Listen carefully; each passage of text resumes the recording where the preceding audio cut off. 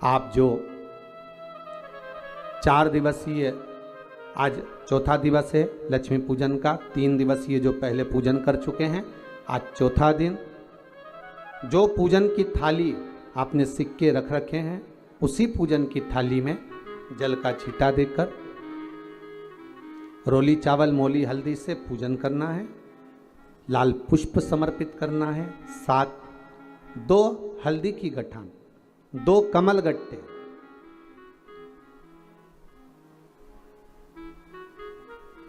दो तरह का मीठा हो तो वो महाराज आप समर्पित करें। 2 अमरबेल के टुकड़े उस थाली में समर्पित करें और निवेदन करें माता लक्ष्मी से। 5 घी के दिए जलाएं, दीप प्रकट करें और माता लक्ष्मी की पूजन अर्चना कर कर भोग लगाकर माँ से निवेदन करें, माँ हम 5 दिवसीय आपकी आराधना कर रहे हैं जो दीप महोत्सव के रूप में, कृपा करो माँ, हमारे घर में धन वैभव लक्ष्मी का भंडार भरो माँ। माता से निवेदन करे और निवेदन करके माँ से तब 5 दीप उठाकर आरती करिए माता लक्ष्मी की, और लक्ष्मी माता की आरती कर उन दीपों को, एक जहां गोवर्धन नाथ जी का पूजन आपने करा है, एक दीप वहां लगा दीजिए जो सुबह आपने गिरिराज जी का पूजन करा, दूसरा दीप पानी के परिंडे के पास लगा दीजिए जो हंडा आपने पानी का भरा हुआ है, तीसरा दीप घर के हॉल में जो मुख्य द्वार हो उसके पास में, जो मुख्य द्वार हो उसके नजदीक में लगा दीजिए महाराज। चौथा दीप तुलसी के क्यारे के पास लगाइए। 5वां दीप जहां पर माता लक्ष्मी का पूजन करा है वहां पर विराजमान कर दीजिए। ऐसे 5 स्थान पर 5 दियों को रखो। थोड़ी देर द्वार के पास में माता लक्ष्मी का आवाहन करो, माता लक्ष्मी से विनती करो, हे माँ आप हमारे घर में सदा विराजमान रहिए। और बाबा गोवर्धन नाथ जी से, गोवर्धन का मतलब होता है गौ मतलब लक्ष्मी, वर्धन मतलब वृद्धि, जो लक्ष्मी की वृद्धि करने वाले हैं, जो संपदा के देने वाले हैं, लक्ष्मी को प्रदान करने वाले हैं, ऐसे गोवर्धन नाथ बाबा आप हमारे घर में संपदा की वृद्धि करिए, लक्ष्मी की वृद्धि करिए। बाबा से निवेदन करो।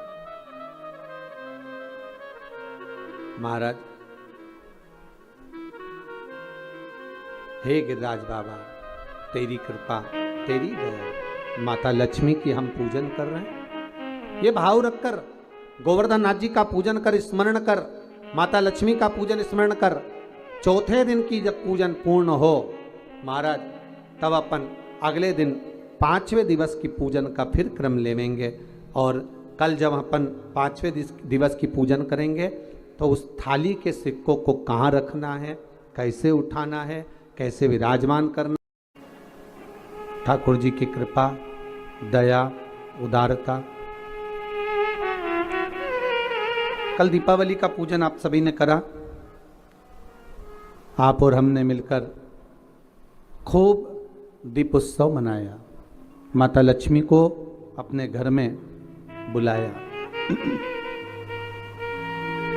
पर निवेदन है केवल माता लक्ष्मी को ही अकेले नहीं बुलाना है, हमें माता लक्ष्मी से निवेदन करना है, माँ आप जब गणेश जी को लेकर आए तो बुद्धि के देवता को लाएं, आप जब गणेश जी को लेकर आए तो रिद्धि सिद्धि को भी लेकर आए, श्रेष्ठ बुद्धि, श्रेष्ठ विचार और मन का शुद्ध भाव। घर में केवल अकेली लक्ष्मी ही श्रेष्ठ नहीं होती। पहले भी कथाओं में कहा कि लक्ष्मी आती है, मना नहीं, पर लक्ष्मी जब घर में प्रवेश करती है तो बहुत सारे अपने कुछ कदम, कुछ चरण, कुछ पांव साथ लेकर आती है कि वो कुछ समय रुककर वापस चली जाती है। उसका कारण क्या है? जैसे नाव में छेद हो जाए, नाव में छिद्र हो जाए, और नाव में अगर छेद हो गया तो उसमें जो पानी भरा रहा है नदी का उस पानी को निकालने का तरीका आपको आना चाहिए कि जैसे जैसे पानी बढ़ता जाए वैसे वैसे उसको दोनों हाथों से उलीचकर बाहर फेंकते जाइए। अगर वो पानी बाहर नहीं गया तो उस नाव में भराते भराते भराते भराते एक दिन वो नाव डूब जाती है। उसी तरह घर में जब संपदा बढ़े, धन बढ़े, वैभव बढ़े, लक्ष्मी बढ़े, तो इन दोनों हाथों से प्रयोग कर कर कहीं सत्कर्म में हमें लगाते रहना चाहिए, कहीं सत्कर्म की ओर हमें अग्रण्य रहना चाहिए। और भगवान गिरि गोवर्धन नाथ आप सभी पर ऐसी कृपा दृष्टि बनाकर रखे कि आपके घर में वैभव, धन, संपदा, लक्ष्मी खूब कृपा दृष्टि बनाकर रखे। दीपावली के द्वितीय दिवस में भगवान गिरि गोवर्धन नाथ जी के पूजन का महत्व हमको बताया गया। आप सभी के यहाँ गाय के गोबर के गोवर्धन जी बनते हैं और उनका पूजन हम सब करते हैं, पर इस पूजन का जो प्रमाण दिया गया, इस पूजन की जो महत्वता बताई गई, इस पूजन की जो श्रेष्ठता कही गई, वो हमें प्राप्त होती है श्रीमद् भागवत से। भगवान कृष्ण की अनुपम लीला से, कि जिस समय भगवान कृष्ण ब्रजमंडल में भ्रमण कर रहे हैं, पूरे ब्रजमंडल में घूमते घूमते भगवान कृष्ण आज सारी ब्रजवासियों के यहाँ, गोपियों के यहाँ मिलते हुए आ रहे हैं, तो भगवान सारे ब्रजवासियों के यहाँ जब पहुंचे तो ब्रजवासियों से मालूम करा कि आखिर कारण क्या है जो आपके यहाँ इतना पकवान बन रहा है, इतनी मिठाई बन रही है, इतना इतना साज सजाया जा रहा है। जैसे कल आपसे कोई पूछता या एक दिन पहले, आपसे 2 दिन पहले कोई पूछता दीपोत्सव के पहले कि साहब आपने इतना सारा गुजिया बनाया है, पपड़ी बनाई है, खाजा बनाया है, मठरी बनाई है, खुरमे बनाए हैं, खूब सारा सामान तैयार कर कर रखा है आपने, तो ये किसके लिए रखा? तो आप अपने छोटे छोटे बच्चों से कहते हो कि जरा शांति रखो, इसको दीपावली पर तुम्हें प्रसाद में मिल जाएगा। ये पपड़ी, ये गुजिया, ये मठरी, ये बालूशाही आपको मिलेगी जरूर, पर दीपावली का पहले पूजन हो जाए उसके बाद दिया जाएगा। मतलब लक्ष्मी जी के लिए हमने सारी तैयारी करी। और अगर सारे ब्रजवासियों से भगवान कृष्ण पूछ रहे हैं, ब्रजवासियों ने ये नहीं कहा कि हमने लक्ष्मी पूजन की तैयारी करी है, ब्रजवासी तो ये कह रहे हैं कि हमारे यहाँ इंद्र की पूजन होती है और वो इंद्र के पूजन होती है, तो हम उस इंद्र के पूजन के लिए इतना सारा पकवान तैयार करें। हमने जो इतना सारा भोग तैयार करा है, इतना सारा पकवान तैयार करा है, ये इंद्र की पूजन के लिए करा। तो भगवान कृष्ण ने सारे ब्रजवासियों से बात करते करते करते करते पूछते पूछते तब एक बुजुर्ग, एक बूढ़ी माता के पास पहुंच गए। एक बूढ़ी माँ के पास जाकर पूछा, माँ आप बताओ कि इतना सारा पकवान क्यों तैयार किया जा रहा है? ये इतना सारा भोग किसके लिए तैयार किया जा रहा है? तो महाराज वो बूढ़ी माँ कहती है, अरे कान्हा तुमको नहीं मालूम क्या, अपने यहाँ दीपावली के इस पावन अवसर पर, अब दीप उत्सव के पावन अवसर पर हम इंद्र की पूजन की तैयारी कर रहे हैं। अच्छा, तो इंद्र के पूजन क्यों? तो कहा वो लक्ष्मी देता है, जल बरसाता है, और जल वृष्टि होती है ना, तो उस जल वृष्टि के बल पर हमें कुछ फसल प्राप्त होती है, चारा प्राप्त होता है, जिससे गौएं चरती हैं, और वो गाय जो चरती है ना, उसका जो दूध मिलता है, उस दूध से हम मक्खन बनाकर अपना यापन करते हैं। भगवान कृष्ण कह रहे हैं, माता जी, ए बूढ़ी मां, अगर देखा जाए तो गौएं तो गोवर्धन पर्वत पर चलती हैं, गौएं तो गोवर्धन पर्वत पर चढ़ती हैं, और वहां की जो दूबा है, घास है, उसी को तो पाती हैं। अरे माँ, अगर मान लो गिरि गोवर्धन नाथ नहीं होते, गोवर्धन बाबा नहीं होते, तो तुम्हारी गौओं को भाग कहाँ से मिलता, और वो दूध कहाँ से देती, वो मक्खन कहाँ से देती? मेरे ठाकुर ने इंद्र की पूजन को ये नहीं कि बंद करवाया, मेरे ठाकुर ने तो केवल इतना कहा है कि प्रकृति रहेगी। अगर नदी, तालाब, पहाड़, पर्वत ये रहेंगे तो हमारा भी जीवन यापन सही चलता रहेगा। आज के ज़माने में लोग प्रकृति को काटते जा रहे हैं, पेड़ पौधे काटते जा रहे हैं। आज अभी आपको मालूम होगा कि पूर्व में जो कोरोना महामारी निकली है, उस कोरोना महामारी में ऑक्सीजन की कितनी कमी पड़ी। उसका सबसे बड़ा अगर कहीं नुकसान है तो हमने किया, कोई दूसरे ने नहीं करा। कोरोना महामारी के चलते अगर ऑक्सीजन की कमी पड़ी तो हमारे कारण पड़ी। हमने पेड़ पौधे, जितने बड़े बड़े पेड़ पौधे थे, कॉलोनियां बनाना है, रोड बनाना है, मार्ग बनाना है, ये निर्माण करना है, वो निर्माण करना है, अपने सुख के लिए, अपने साधन के लिए हमने उन वृक्षों को काट दिया, हमने उन वृक्षों को नष्ट कर दिया, हमने उन वृक्षों में आग लगा दी। और अभी भी हम बंद नहीं हुए इन वृक्षों को काटने से, अभी भी हम काट रहे हैं। हमारे नदी, नाले, तालाब, सरोवर जितने भी बने हुए हैं, इन सारे नदी, नाले, तालाब, सरोवर में हमने इतना कचरा पटक दिया, इतना कचरा डाल दिया कि वो नदी, नाले अभी तक साफ नहीं हो पाते। सारे अगर हम कर रहे हैं अपना नाश, हम अपने जीवन को नष्ट स्वतः कर रहे हैं, स्वयं कर रहे हैं। क्योंकि प्रकृति है तो हम हैं, और प्रकृति नहीं तो हम भी नहीं। भगवान कृष्ण यही कह रहे हैं, भगवान कृष्ण यही समझा रहे हैं कि मां, अगर पूजन करना है तो गोवर्धन नाथ जी का पूजन करने चलो ना। इस गिरिराज पर्वत का, इस गोवर्धन नाथ जी का अपन आनंद से पूजन करें। माता, एक बूढ़ी माँ को समझाया, तब यशोदा जी के पास गए और यशोदा मैया के गले में बैया डालकर मेरे ठाकुर जी कह रहे हैं, माँ अब आप क्या कर रही हो? माँ कहती है, इंद्र के पूजन की तैयारी। माँ, इंद्र का पूजन नहीं, गोवर्धन नाथ जी का करो, गिरिराज बाबा का।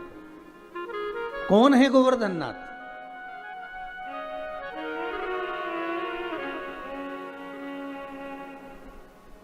पुलस्त ऋषि के मन भाए, जोर विनय कर तुमको लाए।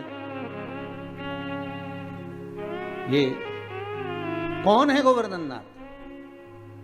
महाराज, जिस समय पर श्री राम जी महाराज सुंदर सेतु का निर्माण कर रहे हैं, नल नील पत्थर को राम नाम लिखकर छोड़ रहे हैं, और जो सेतु बनाया जा रहा है उसमें श्री हनुमान जी महाराज से कहा, जाओ जल्दी जल्दी पत्थर लेकर आते जाओ। हनुमान जी महाराज भी गए।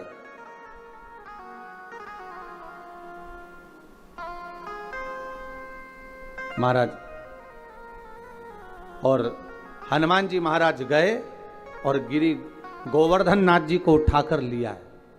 अब पर्वत को लाते लाते लाते लाते उन्होंने कहा, इतना विशाल पर्वत है, एक ही जगह पर रख दूंगा तो बस वहीं से मार्ग बन जाएगा। पर लाते लाते इतने में सूचना मिल गई कि अब तो इस सेतु का निर्माण हो चुका है, अब सेतु का निर्माण हो गया, अब नहीं लाइए, आप उसको रख दीजिए, जहां से लेकर आ रहे हो वहीं पर रख दीजिए, जहां पर हो वहीं रख दो। श्री गोवर्धन नाथ जी को सारे बंदर, जितने भी बानर थे, सारे के सारे जो पर्वत ला रहे थे, हनुमान जी ने जैसे ही गोवर्धन नाथ जी को नीचे रखा, सारे बानरों ने उनके ऊपर शिलाओं को रखना प्रारंभ कर दिया। प्रारंभ करा तो गोवर्धन नाथ जी की आंखों में जल भर गया, और जल भर कर श्री हनुमान जी से बोले, हनुमान, तुम राम काज के लिए मुझे लेकर जा रहे थे, पर तुमने मुझे बीच मार्ग में रख दिया है। अगर मुझे भगवान नहीं मिले तो हे हनुमान, मैं तुम्हें श्राप दे दूंगा कि तुम्हारी भी सेवा करने वाला बीच मार्ग में रह जाएगा। हनुमान, जिसको मिलाने के लिए लेकर आए हो, कम से कम एक बार उसका दर्शन तो करा देते, एक बार उससे मिला तो देते। हनुमान जी की आंखों में जल भर गया। हनुमान जी महाराज ने राम जी से जाकर कहा, नाथ, वो गोवर्धन पर्वत तो मुझे श्राप दे रहा है, गोवर्धन नाथ जी की वो कंदराएं मुझे श्राप दे रही हैं। बाबा राघव जी, हे प्रभु जी, आप बताओ मैं क्या करूं? भगवान राम जी ने कहा, गोवर्धन पर्वत से जाकर कहो, तुम चिंता मत करो, अभी त्रेता के अंतर्गत तुम्हें लेकर आ रहे थे, तुम विश्राम करो इसी जतिपुरा में, ब्रजमंडल में, जब भगवान राम का अगला अवतार होगा कृष्ण अवतार, तब स्वयं भगवान कृष्ण, आप जो प्रतीक्षा कर रहे हो, जो बाट जो रहे हो, जो इंतजार कर रहे हो, भगवान स्वयं राम कृष्ण का अवतार लेकर आएंगे और भगवान कृष्ण बनकर आकर आपकी पूजन करेंगे। देखिए शिव महापुराण में भी पहले वर्णन किया कि आप अगर इंतजार कर रहे हो, आप भगवान की बाट जो रहे हो, इंतजार कर रहे हो, प्रतीक्षा कर रहे हो, विश्वास रखकर भगवान का भजन कर रहे हो, एक दृढ़ता बनाकर, एक भरोसा रखकर, विश्वास रखकर, दृढ़ता रखकर अगर भगवान की भक्ति में डूबे हो, तो ये पक्का है आज नहीं तो कल मेरा महादेव, मेरा ठाकुर, मेरा राम, मेरा कृष्ण आपको मिलेगा जरूर, प्राप्त जरूर होगा।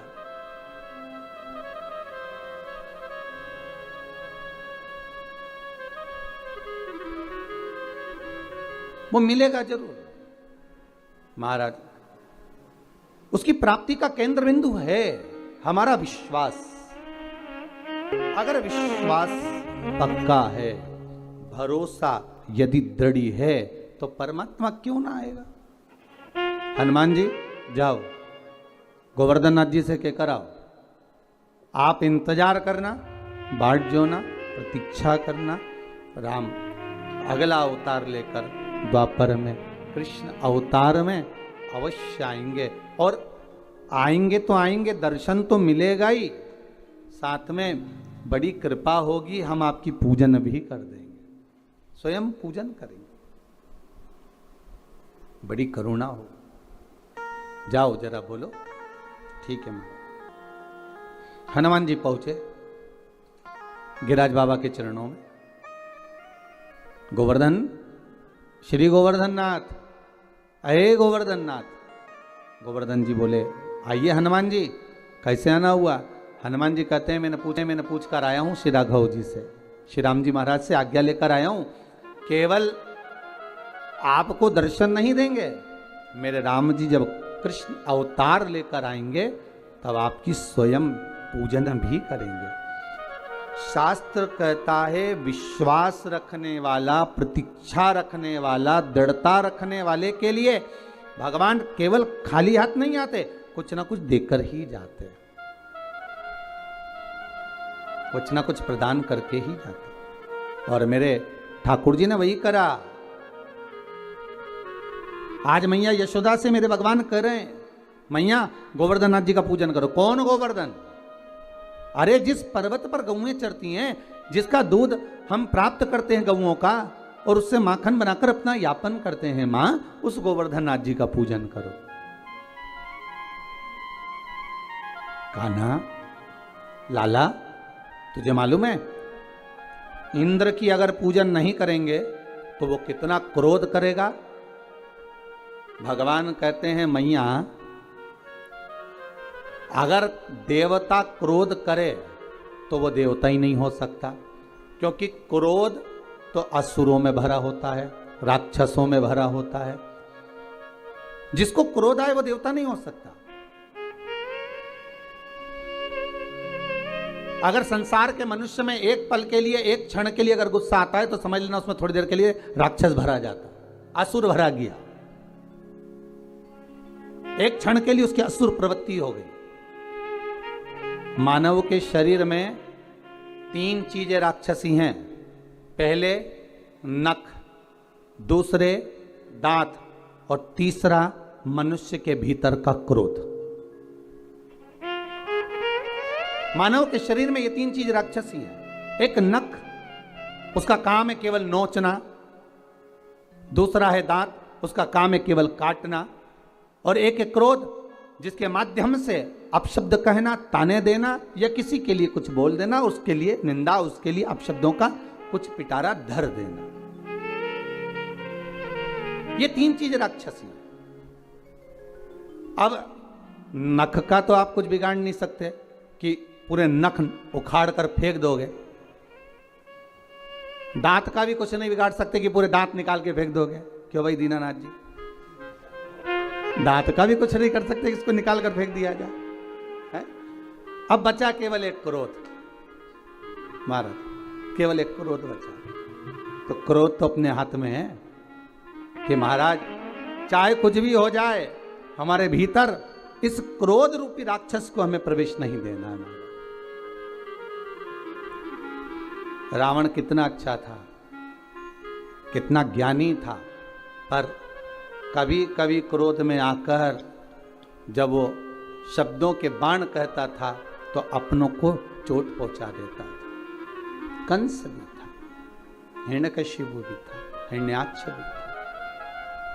महाराज, क्रोध भी राक्षस प्रवृत्ति का एक प्रतीक है।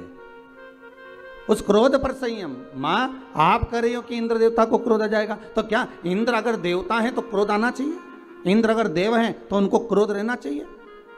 हम जिन देवताओं की पूजन करते हैं, हम जिन देवताओं को मनाते हैं, हम जिन देवताओं को अगरबत्ती लगाते हैं, धूप बत्ती लगाते हैं, दिया लगाते, नारियल फोड़ते, प्रसाद चढ़ाते, माला चढ़ाते, फूल चढ़ाते, अगरबत्ती लगाते, जिनके आगे हम धोख लगाते, प्रणाम करते, अगर उन देवता को हमारे पूजन ना करने पर क्रोध आए तो समझ लेना कि वो देवता नहीं है। देवता को क्रोध नहीं आता, क्रोध आता है असुर प्रवृत्ति को, राक्षस प्रवृत्ति। महाराज, मां, चलो गोवर्धन नाथ जी का पूजन करने के लिए। देखिए, द्रोणागिरी राजा के 3 पुत्र हैं। कितने पुत्र हैं? 3। द्रोणागिरी महाराज के 3 पुत्र हैं। द्रोणागिरी के तुम युवराजा, भक्तन के साधो हो काजा, मुनि पुलस्त जी के मन भाए, जोर विनय कर तुमको लाए। तो द्रोणागिरी जी के 3 पुत्र हैं। पहले नंबर पर द्रोणार्थ, दूसरे नंबर पर कांतानाथ, तीसरे नंबर पर गोवर्धननाथ। भारत की भूमि के 3 पर्वत ऐसे हैं जिनकी परिक्रमा होती है। पहले द्रोणार्थ, जो काशी में विराज रहा है, काशी जो बसा हुआ है, काशी का जो आनंद है वो द्रोणार्थ के कारण। 5 कोस की काशी। महाराज, अगर हम काशी की परिक्रमा करते हैं तो समझ लो वो द्रोणार्थ की ही परिक्रमा है। दूसरे नंबर पर कांतानाथ, जो चित्रकूट में जिनका निवास है, राम जी के विश्राम के लिए, राम जी को आराम करने के लिए श्री हनुमान जी महाराज ने पहले ही द्रोणागिरी से उनके दूसरे नंबर के पुत्र कांतानाथ जी को लाकर रख दिया। दूसरे नंबर पर है कांतानाथ, जिनकी परिक्रमा होती है महाराज 3 कोस की।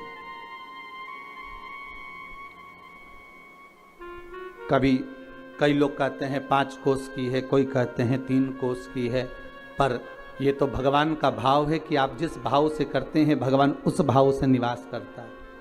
तीसरे नंबर पर हैं गोवर्धन नाथ। ये पिता द्रोणागिरी के हैं और अपनी माता के बड़े प्रिय हैं। माता पिता का जो स्नेह रहता है वो जरा छोटों पर ज्यादा रहता है, छोटे पर ज्यादा प्रियता रहती है। बड़ा पिता को प्रिय, छोटा माता को प्रिय। अब बचा है बीच का मंझला, जो बीच का रह गया मंझला, तो कहे ये किसका प्रिय है? तो शिव महापुराण कथा कहती है ये भोलेनाथ जी का प्रिय है, ये ठाकुर जी का प्रिय है, राम और कृष्ण का प्रिय है। अब द्रोणागिरी ने कहा ये मेरे गोवर्धन नाथ को नहीं दे सकता, पर बहुत प्रयास किया, बहुत निवेदन करा। पुलस्त बाबा माने नहीं, मुझे तप करना है, मुझे साधना करना है, मुझे तप के लिए चाहिए, मैं साधना करूंगा, मैं तप करूंगा, आप मुझे दो गोवर्धन नाथ, ले चलो। गोवर्धन नाथ जी से कहा आप हमारे साथ चलिए। गोवर्धन नाथ जी ने पुलस्त बाबा से कहा अगर मेरे पिताजी आज्ञा देंगे, मेरी माता मुझे आज्ञा देगी तो मैं अवश्य चलूंगा, पर ऐसे नहीं जा सकता, मैं बिना माता पिता को बोले नहीं जा सकता। ठीक है, जाकर निवेदन करा पुलस्त ऋषि ने, द्रोणागिरी आपके छोटे पुत्र को चाहिए। भगवान कहते ले जाओ। क्यों चाहिए? मेरे 2 पुत्र जा चुके हैं, एक पुत्र को तो मेरे पास में रहने दो, हमें तप करना है। ठीक है, माँ ने खूब मना करा, द्रोणागिरी भी चाहते थे कि नहीं भेजूं, पर माने नहीं। द्रोणागिरी से लेकर गोवर्धन नाथ जी को उठाया गोदी में, पुलस्त ऋषि लेकर चलने लगे। गोवर्धन नाथ जी की आंख में जल भर गए। गिरिराज बाबा ने कहा सुनो पुलस्त बाबा, जिस स्थान पर आप मुझे रख दोगे वहां से फिर उठने वाला नहीं हूं, ध्यान रखना। नीचे रखने से पहले विचार कर लेना आप मुझे। ठीक है। पुलस्त ऋषि ने मन में सोचा, इतना छोटा सा रखा है, मेरी गोदी में बैठकर चल रहा है और मुझको कह रहा है कि जहां रख दोगे उठूंगा नहीं। जब अभी उठा सकता हूं तो बाद में क्यों ना उठा सकता हूं। चले, पुलस्त ऋषि लेकर चले। बीच मार्ग में पुलस्त बाबा जब जतिपुरा में पहुंचे, ब्रज के रज में जब पहुंचे, ब्रजमंडल में जब पहुंचे, पुलस्त बाबा थक चुके थे, इसलिए जल का पान करने के लिए गोवर्धन नाथ जी को नीचे रखा। जैसे ही गोवर्धन नाथ जी को नीचे रखा, पुलस्त बाबा वापस उठाने लगे। उठा नहीं, गोवर्धन नाथ जी उठते नहीं। पुलस्त बाबा को क्रोध आ गया, हाथ में जल लेकर कहा, सुनो गोवर्धन, तुम जिद्दी हो, उठते नहीं हो मुझसे, इसलिए मैं तुम्हें श्राप देता हूं कि तुम तिल तिल घटोगे। गोवर्धन नाथ जी का विशाल पर्वत था, साहब, विशाल पर्वत। महाराज तिल तिल तिल तिल बाबा घटते गए। और सबसे प्रसन्नता का बात, सबसे प्रसन्नता का आनंद तो यह है, कांतानाथ जी भी आज भी पृथ्वी पर विराज रहे हैं, द्रोणार्थ आज भी पृथ्वी पर विराज रहे हैं, और गोवर्धन नाथ जी भी आज भी पृथ्वी पर विराज रहे हैं। तो मैया यशोदा से भगवान कृष्ण कह रहे हैं, मैया चलना, गोवर्धन नाथ जी का पूजन करने चले। मां चलो।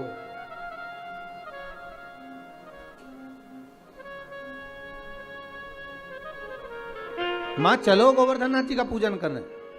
मैया ने कहा, लाला चलने को तो चल चले, पर पहले नंद बाबा को आन दे, तेरे बाबा आएंगे और वो आज्ञा देंगे तो हम चलेंगे। मैया आप चलो। तो मैया ने सारा साज सजाया, जितना सामान था सब रख लिया, भोजन का जो भी सामग्री सिद्ध हुई थी वो रख ली। चले, गिरि गोवर्धन नाथ जी का पूजन करने चले। महाराज मैं तो गोवर्धन को जाऊं मारा वीर, नहीं माने मेरो मनवा। मैं तो गोवर्धन को जाऊं मारा वीर, नहीं माने मेरो मनवा।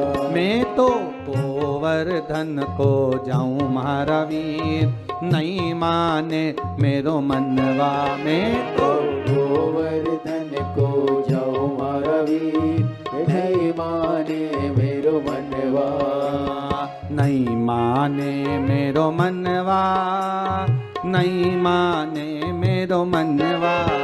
ओ नहीं माने मेरो मनवा, नहीं माने मेरो मनवा।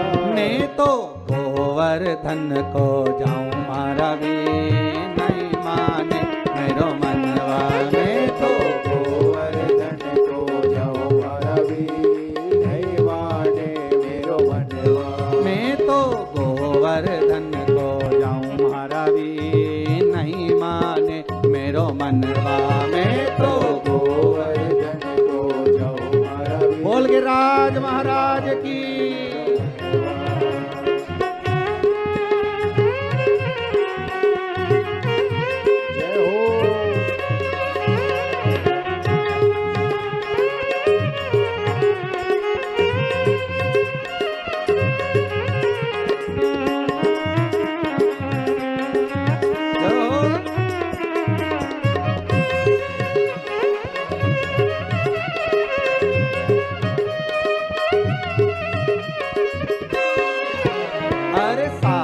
कोस की करूं परिक्रमा, सात कोस की करूं परिक्रमा। ओ सात कोस की करूं परिक्रमा, सात कोस की करूं परिक्रमा। मैं तो मानसी गंगा नहाऊं मारा वीर, नहीं माने मेरो मनवा। मैं तो मानसी गंगा नहाऊं मारा वीर, नहीं माने मेरो मनवा। मैं तो गोवर्धन को जाऊं मारा वीर, नहीं माने मेरो मनवा। मैं तो गोवर्धन को जाऊं मारा वीर, नहीं माने। बोल के राज महाराज की जय।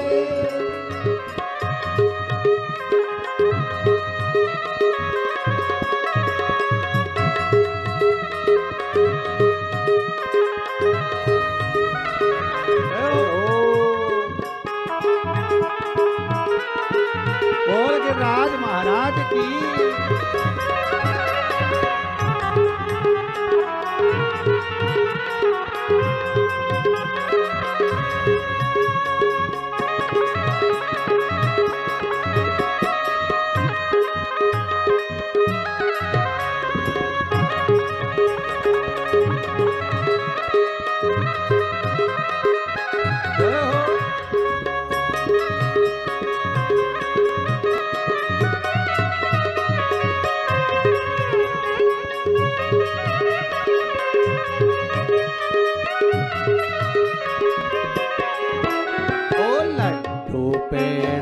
और जलेबी, लड्डू पेड़ा और जलेबी, अरे लड्डू पेड़ा और जलेबी, लड्डू पेड़ा और जलेबी। मैं तो 56 भोग लगाऊं अभी नहीं माने मेरो मनवा। मैं तो 56 भोग लगाऊं अभी नहीं माने मेरो मनवा।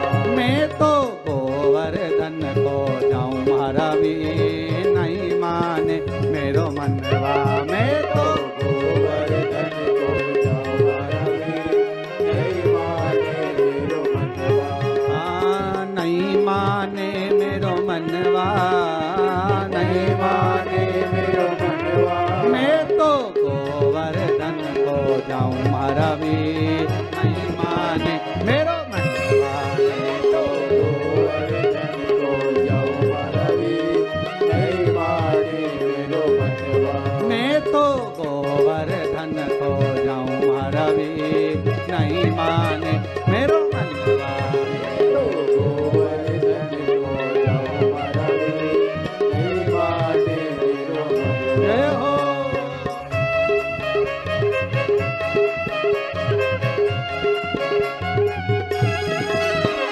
राज महाराज की।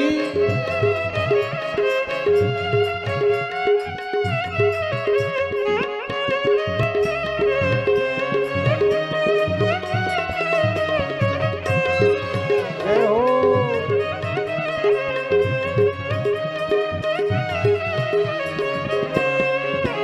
ओ राधा कुंड पे संत बहुत हैं, राधा कुंड पे संत बहुत हैं। ओ राधा कुंड पे संत बहुत हैं, राधा कुंड पे संत बहुत हैं। मैं तो नित नित भोज कराऊं महारावी नहीं माने मेरो मनवा। मैं तो नित नित भोज कराऊं महारावी नहीं माने मेरो मनवा। मैं तो गोवर्धन को जाऊं महारावी नहीं माने मेरो मनवा। मैं तो गोवर्धन को जाऊं महारावी नहीं माने मेरो मनवा। बोल गिरिराज महाराज की जय। भगवान गोवर्धन नाथ जी के चरणों में माता यशोदा को लेकर ब्रजवासियों को लेकर भगवान कृष्ण पहुंच गए और गिरिराज बाबा की पूजन करने के लिए बैठ गए। अब ध्यान दीजिएगा महाराज, यहां पर भगवान कृष्ण गोवर्धन नाथ जी के सामने सारी सामग्री लेकर जो जो बनाकर लाए थे सब रख दिया और सब रखकर हाथ जोड़कर बैठ गए। अब भगवान सारे ब्रजवासी आपस में बात कर रहे, इस पत्थर में से कोई देवता निकलेगा, पर्वत में से कोई देवता निकलेगा। अब देवता कैसे निकले? सारे ब्रजवासी बात करने लगे, ये नंद बाबा को छोरा ने तो पूजन करा दी, पर इसमें से कोई देवता निकलेगा ही नहीं। इंद्र होते तो अभी तक खाकर चले जाते, भोजन कर कर चले जाते। जब भगवान प्रकट ही नहीं हो रहे, भगवान कृष्ण ने हाथ जोड़ा, हे गोवर्धन बाबा बड़ी कृपा करिए दयालु दातार, आइए प्रकट होइए, ब्रजवासी आपके लिए इतना सामग्री बनाकर लाए हैं, आप पाइए। भगवान कृष्ण का तो कहना ही था, भगवान कृष्ण का ही एक अंश अवतार गोवर्धन पर्वत में से प्रकट हो गए गिरिराज बाबा। हजारों हाथ कर लिए, भोजन करना प्रारंभ करा। जैसे ही भोजन करना प्रारंभ करा, सारे पात्र खाली होने लगे, ब्रजवासी आपस में बात करने लगे। हे भगवान बड़ा गजब हो गया, इंद्र था तो भोजन करने के बाद थोड़ा छोड़कर भी जाता था, ये तो पूरे की पूरे बर्तन की बर्तन निपटा जा रहा है, ये तो सब खाए जा रहा है, सारा पाए जा रहा है। भगवान कृष्ण ने शब्द सुना तो भगवान हाथ जोड़कर बोले, हे गोवर्धन नाथ दादा, कृपा करिए बाबा, इन ब्रजवासियों के लिए थोड़ा सा प्रसाद छोड़ दीजिए। गोवर्धन नाथ जी ने आवाज कर कर कहा, आकाशवाणी कर कर कहा, सुनो कृष्ण, इन ब्रजवासियों ने मेरे को खाने से रोका है, इसलिए आज के बाद मैं केवल भाव से जीवने के लिए आऊंगा। और महाराज तब से मेरे गोवर्धन नाथ भाव से जीवते। आप भी अपने घर में जब भोग लगाते हो, एक कटोरी सामग्री बनाकर भगवान के सामने रख दो और एक कटोरी सामग्री बनाकर अलग रख दो। दोनों में जो स्वाद होगा, जो भगवान के सामने रखी है उसका स्वाद अलग होगा, जो अलग से रख दी फ्रिज के ऊपर, फ्रिज के अंदर, उसका कोई स्वाद नहीं है। पर भगवान के सम्मुख में जो पहुंच गई उसका स्वाद बढ़ गया। भंडारे की पूड़ी, भंडारे की सब्जी घर में बनाकर खाओगे वो आनंद नहीं आएगा, पर वही सब्जी भंडारे की प्रसाद की पाओगे उसका स्वाद बढ़ जाएगा महाराज, क्योंकि उसमें भगवान पा लेता है, भाव से पाता है, भाव से। महाराज अब भगवान कृष्ण ने जो ब्रजवासियों के साथ में मिलकर गोवर्धन नाथ जी का पूजन किया है, आज ही के दिन, गिरिराज पूजन के दिन, दीपावली के दूसरे दिन जो गिरिराज बाबा का पूजन किया गया, वही गोवर्धन पूजन की कथा आज चल रही है, वही गोवर्धन चरित्र। जरा ध्यान दीजिएगा,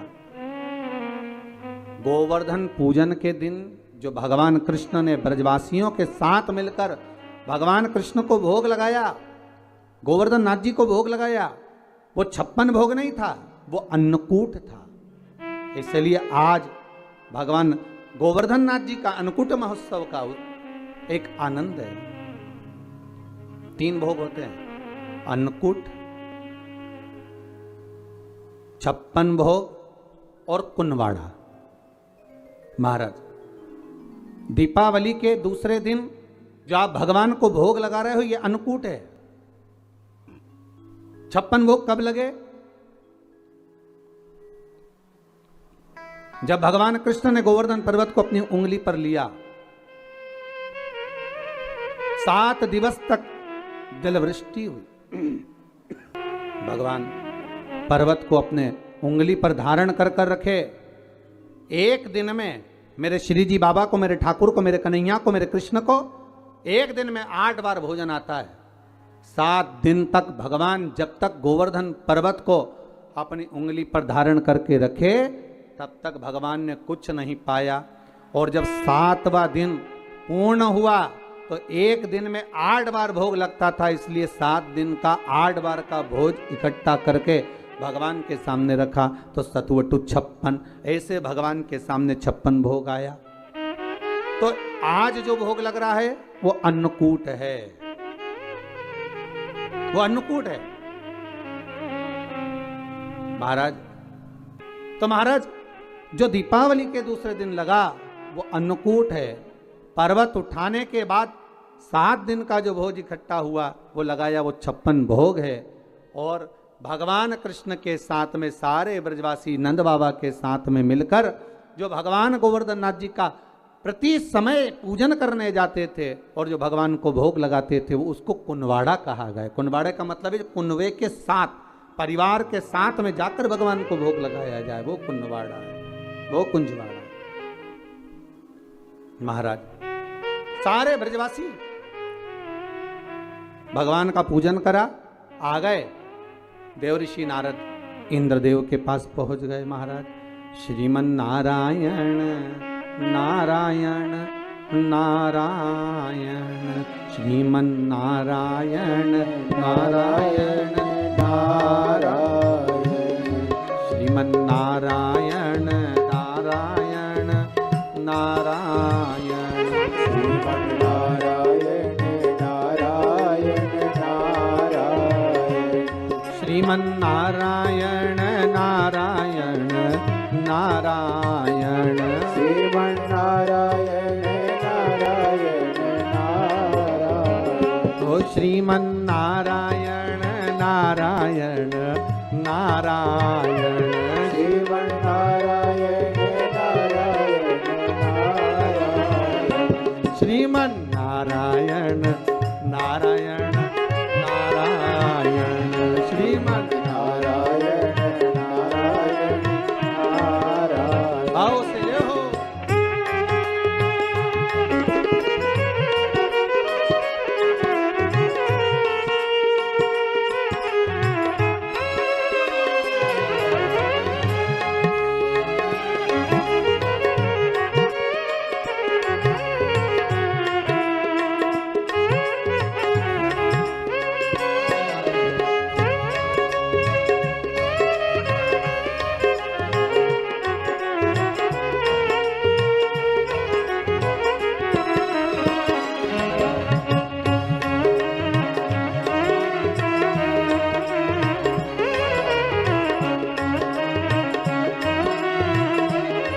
श्री नारद जी महाराज पहुंच गए। नारद जी ने कहा, इंद्रदेव आपको मालूम है पृथ्वी पर आपका पूजन होता था, अब आपका पूजन बंद हो गया, ब्रजवासियों ने बंद कर दिया। किसके कहने पर? कहा नंद बाबा के छोटे से पुत्र के कहने पर तुम्हारा पूजन बंद कर दिया। इंद्र को क्रोध आया, अपार जलवृष्टि कराई, खूब जल, कहते हैं इतना जल गिरवाया और ऐसी मोटी मोटी बूंदें गिरवाई कि गोवर्धन नाथ जी के पत्थर की शिला पर, पर्वत पर आज भी बूंद के निशान हैं जो इंद्र ने बरसवाई। सोचिए, पर्वत पर पानी की बूंद के निशान है तो सांसारिक जीव का क्या हुआ होगा। जब क्रोध बरसता है तो ना जाने कितनों को लेकर चला जाता। क्रोध जब बरसता, क्रोध आया, सोचा अब क्या करा जाए। सारे ब्रजवासी भगवान कृष्ण के पास गए। लाला, तूने गोवर्धन नाथ जी का पूजन कराया था, लाला अब बचा ले। कन्हैया कहते हैं, ब्रजवासियों, जिसको तुमने अगरबत्ती लगाई, जिसको तुमने धूप बत्ती लगाई, जिसको तुमने दिया लगाया, जिसका तुमने पूजन करा, चलो उसकी शरण में चलते हैं। सारे के सारे उस गिरिराज बाबा की शरण में चले। बाबा गोवर्धन नाथ जी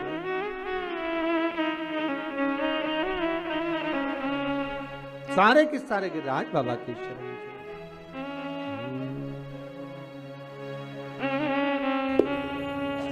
सब के सब मिलकर गिरिराज बाबा के चरणार विंद में जाने लगे और बाबा के चरणों में पहुंचकर निवेदन करा है। गिरिराज बाबा से कहा, बाबा जलवृष्टि हो रही है, कृपा करिए। भगवान बोले, गोवर्धन पर्वत में से आवाज आई, कृष्ण मैं हल्का हो जाता हूं तो अपनी छोटी सी उंगली पर मुझे धारण कर लो। भगवान कृष्ण ने गोवर्धन नाथ जी को अपनी छोटी सी उंगली पर धारण करा। 7 दिवस बरखा भारी हुई, तब जाकर इंद्र क्षमा मांगने आए और गोवर्धन नाथ जी को भूमि पर रखकर भगवान कृष्ण ने कहा, गोवर्धन नाथ जी, कली में तुम समदेव ना दूजा, सुर नर मुनि सब करते पूजा। हे गोवर्धन नाथ, कलयुग में तुम्हारे समान कोई देव नहीं होगा। संसार के लोग आपकी पूजन कर कर सुख पाएंगे। जो आपकी परिक्रमा लगाएगा, दूध चढ़ाएगा, मनवांछित फल पाएगा। ऐसे मेरे गोवर्धन नाथ जी हैं। पहुंच गए लंका से सीधे कैलाश, और कैलाश पर गए तो भगवान शंकर को ढूंढ रहे हनुमान जी। शंकर जी तो मिली नहीं, बहुत ढूंढा। पार्वती जी मिल गई, उनसे पूछा कहाँ है श्रीमान जी, तो क्या हमको ही नहीं मालूम, 3 दिन से घूम गए, हमें ही नहीं पता नहीं, कहीं तो मिले तो बताइए। गणेश जी मिले, तुम्हारे पप्पा कहाँ हैं, मिल नहीं गए। कार्तिकेय जी मिले, स्कंददेव, कहीं पिताजी मिले हैं, नहीं। देखिए तो सही। हनुमान जी महाराज ने कहा, सोचा अब शंकर जी नहीं दिख रहे तो फिर इनको बुलाने का एक ही तरीका है। बैठ गए साधना में लीन श्री हनुमान जी महाराज। इतने में शंकर भगवान 3 दिन बाद प्रकट हो गए। प्रकट होकर बोले, मांगो हनुमान, क्या चाहिए? प्रभु आपका स्वरूप चाहिए, स्थापना करना है राम जी को। भगवान शंकर ने अपने हृदय चित्त से एक शिवलिंग को प्रकट किया, हनुमान को दिया। हनुमान जी लेकर गए।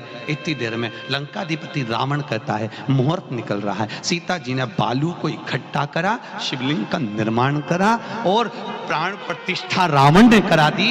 तब जाकर हनुमान जी लेकर पहुंचे।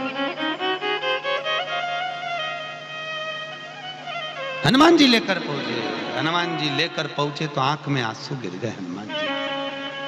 मैं इतनी मेहनत से, तो राम जी बोले तो इतनी देर क्यों हो गया? तो कि शंकर जी गायब थे, मिल ही नहीं रहे थे, ढूंढ ढूंढ के थक गया। शिवलिंग किससे लाता? हर कहीं का भाटा थोड़ी ना उठा लाता। शंकर भगवान को ढूंढा, नहीं मिले, तब करा, साधना करी, साधना करके प्रसन्न हुए, जब जाके उन्होंने शिवलिंग दिया, वो लेकर आया। और आपने तो बालू का शिवलिंग की स्थापना कर दी। तो के गुरु जी के पास टाइम नहीं था, इसलिए उन्होंने स्थापना की बालू का शिवलिंग। भगवान बोले बालू, चिंता मत कर हनुमान, तू इसको लेकर आया है। रामेश्वर के इस शिवलिंग का निर्माण सीता ने करा है, रावण ने पूजन कराई है, ये मेरे द्वारा निर्मित है। पर इस शिवलिंग से ज्यादा प्रबल शिवलिंग रहेगा हनुमतेश्वर शिवलिंग। कौन सा शिवलिंग? हनुमतेश्वर, जो हनुमान जी महाराज ने स्थापना करी है। महाराज रामेश्वर में उत्तर दिशा की ओर वो स्थापना। आप लोग अगर वहां जाके पूछेंगे कि हनुमान जी ने जिस शिवलिंग की स्थापना करी थी वो कहाँ है, तो गाड़ी वाला आपको लेकर जाएगा, दर्शन कराएगा उस शिवलिंग। बस अंतर दोनों में इतना है, रामेश्वर शिवलिंग पर गंगा जी का जल चढ़ता है और हनुमतेश्वर शिवलिंग पर आपके घर से ले जाई हुई बेलपत्र चढ़ती है। कहां से ले जाई हुई? घर से। तो कहोगे महाराज वो तो मुरझा जाएगी, चूर चूर हो जाएगी। तो जो विद्वान लोग रहते हैं वो अपनी एक पुस्तक अपनी बैग में रखते हैं, उस बैग के अंदर एक बेलपत्र को सीधा रख लेते हैं, उसको जड़ लेते हैं और उसी बेलपत्र को फिर निकाल कर वहां दी जाती है, जो हनुमतेश्वर शिवलिंग पर समर्पित होती है। कहते हैं जिस घर की बेलपत्र हनुमतेश्वर शिवलिंग पर समर्पित होती है, उस घर में कभी किसी की अकाल मौत नहीं होती है। अकाल मौत से परे हो जाता है, मौत से। हनुमतेश्वर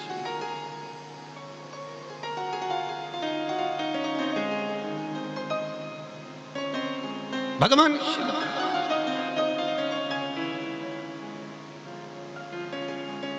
भगवान राम जी कह रहे हैं ये मेरे द्वारा निर्मित है, पर ये हनुमान, ये स्वयं शिव ने भेजा है। शिव भगवान शंकर स्वयं भेजे हैं, जगत का कल्याण करे। रामेश्वर का शिवलिंग। अब भगवान राम जी महाराज ने, रावण ने स्थापना कराई, राम जी ने उठ के उनको प्रणाम करा तो रावण ने आशीर्वाद दिया, विजय भव। जैसी बोले विजय भव, हनुमान जी ने कोनी मार के कहा क्यों रे हार गया? रावण से बोले हार गया। रावण बोला हारा मारा नहीं हूं, फालतू की बात मत कर। तो फिर क्यों बोलता है विजय भव? तो क्या ये तो गुरु की गादी है, यहां जो बैठता यही आशीर्वाद देता। और एक गुरु की जगह पर रावण कहता है मैंने आशीर्वाद दिया है, पर युद्ध के मैदान में राम मेरा दुश्मन है, इससे तो लड़ूंगा। ये युद्ध का मैदान वो अलग बात है, युद्ध का मैदान एक अपनी जगह पर है, पर यहां मैं गुरु के गादी पर बैठा हूं, गुरु के पद पर बैठा हूं, मेरे पद की मूलता। महाराज कभी आप लोग रामेश्वर जाएं, हनुमतेश्वर शिवलिंग का दर्शन करें। रामेश्वर में चक्र तीर्थ भी है, उसका दर्शन करें। रामेश्वर में जहां सेतु बांधा गया था वहां पर अब सेतु तो दिखाई नहीं देता, पर 9 पत्थर सेतु को बांधने से पहले नल नील ने 9 पत्थर रखकर उसकी पूजन करी थी, और उन्हीं पत्थर पर स्कंद देव ने जाकर तप करा था। वही 9 पत्थर स्कंद देव ने उसी का जल हनुमान जी को नवनिधि में दिया था। काय में दिया है? नवनिधि। अष्ट सिद्धि नव असवर दीन मंगल मूर्ति राम लखन सीता सहित हृदय बसो। श्री हनुमान जी महाराज को स्कंद देव ने नवनिधियों का जल इसी स्थान पर दिया, इसी स्थान। पुराने डाक घर के पास में आज भी रामेश्वर में ये 9 शिलाएं गड़ी हुई हैं। आप लोग गए होंगे, दर्शन किए होंगे। रामेश्वर के दर्शन के लिए लोग बाद में जाते हैं, पहले नवशिला का जल स्मरण करते हैं, तब जाकर रामेश्वर दर्शन के लिए प्रवेश करते हैं। नवशिला दर्शन कर कर प्रवेश है महाराज। अष्ट सिद्धि नव, कौन सी नवनिधि थी वो जो अपन लोग हनुमान चालीसा में, नवनिधि जो हनुमान जी को दी। तो हनुमान जी की पूजन में स्कंददेव ने स्पष्ट कहा ना, सीता जी ने भी तो हनुमान जी से कहा था मैंने तुझे अष्ट सिद्धियां नवनिधियां दी हैं, पर इस नवनिधि को तू एक बार जब स्कंद से मिलेगा तब तेरे को फल की अनुभूति होगी। और जो हनुमान जी को अष्ट सिद्धि नवनिधि दी थी, स्कंद देव ने हनुमान से कहकर इसी नवशिला पर बिठाकर हनुमान जी से कहा था, इस अष्ट सिद्धि नवनिधि को जो तुम्हारा नाम जपेगा, जो स्मरण करेगा, उसको ये फल की प्राप्ति होगी। नवनिधियां, पहली पद्म निधि। कौन सी निधि है? पद्म निधि। ये हमारे हनुमान जी महाराज का केवल दर्शन करने पर पद्म निधि प्राप्त हो जाती है। अर्थात हनुमान जी के दर्शन से जन्म लेने के बाद हम जिस हनुमान जी का दर्शन करते हैं, उसके बाद हमारा एक कुल तर जाता है। उसमें हमको दुख नहीं, भोजन की व्यवस्था नहीं। यहाँ कहते हैं अगर हनुमान जी का दर्शन करा है तो पद्म निधि जो है वो पद्म निधि स्वयं भरण पोषण कर देती है, स्वयं भरण पोषण। दूसरा महापद्म निधि। महापद्म निधि एक ऐसी निधि है, स्कंद देव दूसरी शिला पर बिठाकर श्री हनुमान जी महाराज को उस दूसरी शिला पर बिठाकर जल का जब आचमन करा रहे हैं, तो वो कह रहे हैं स्कंद देव कि ये महापद्म निधि है। हनुमान, ये वो निधि है जिस निधि से व्यक्ति अपने जीवन में दान कर पाता है। दान कब करता है? जब उसके पास में कुछ हो। कुछ नहीं होगा तो वो देगा क्या? अरे बोलो तो।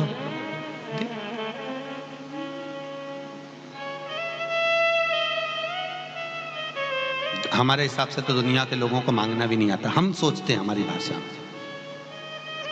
कई लोगों को हमने मंदिर में जाकर देखा है, भगवान के मंदिर में जाकर कहते हैं भगवान लक्ष्मी दे दे। ईमानदारी से बोलना, तुम्हारे घर पर आके कोई कह दे कमला दे दे, तुम जूता लेके भागो कि नहीं भागोगे?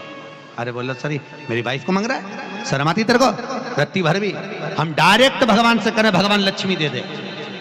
भगवान को भी कितना बुरा लगता होगा, एक ही पत्नी, बस इसी को दुनिया के लोग मांगते। कभी नहीं कहते कि तू चल, कोई नहीं कहता कि भगवान से कि तुम चलो, पर जो मांग रहा है केवल एक ही बात कहता है, लक्ष्मी दे दो, लक्ष्मी दे दो। भगवान भी कहता है। एक बार लक्ष्मी को भी अहंकार आ गया। लक्ष्मी जी बोली प्रभु देखा मेरी सत्ता देखी, दुनिया में कोई काम नहीं सरकता मेरे बगैर, भगवान के आओ देख मुर्दा जा रही है। तो लक्ष्मी जी बोली इसमें कौन सी बड़ी बात है, अभी देखो सब भगेंगे। लक्ष्मी जी ने ऊपर से सोने की मुद्रा बढ़कर जो नीचे पट की मुद्रा है सब लेके भग गए, सब लेने के लिए भागे। भगवान से लक्ष्मी जी बोली देखी मेरी सत्ता। भगवान के काहे की सत्ता? वो देख मुर्दा, उसकी तो छाती पे पड़ी, वो ऐसा कैसे पड़ा? वो तो उठाएगा, उसने कहा उठाया तो क्या वो तो शव है, वो तो बॉडी है, वो शव क्या लक्ष्मी उठाएगा? वो पैसा उठाएगा? तो भगवान बोले यही तो बात है लक्ष्मी, जब तक मैं उसके शरीर में हूं तब तक तेरा सम्मान है, जिस दिन मैं शरीर से बाहर हूं उस दिन कोई तेरा सम्मान नहीं। फिर वही वाली बात आ गई। एक व्यक्ति ने पूछा गुरुजी ये 3 चीजें किसी के मरने पर फेंकी जाती है, एक फूल, मखाना, पैसा। फेंकते हैं इधर कि नहीं फेंकते? कहीं गाँव में देखा होगा आप लोगों ने, फूल, मखाना, पैसा, राम नाम सत्य खेकर फेंकते हैं। क्या कहकर फेंकते हैं? राम नाम। अच्छे से बोलो। हाँ, अपने मरने के बाद अपन बोल ही नहीं पाएंगे, आज बोल लो।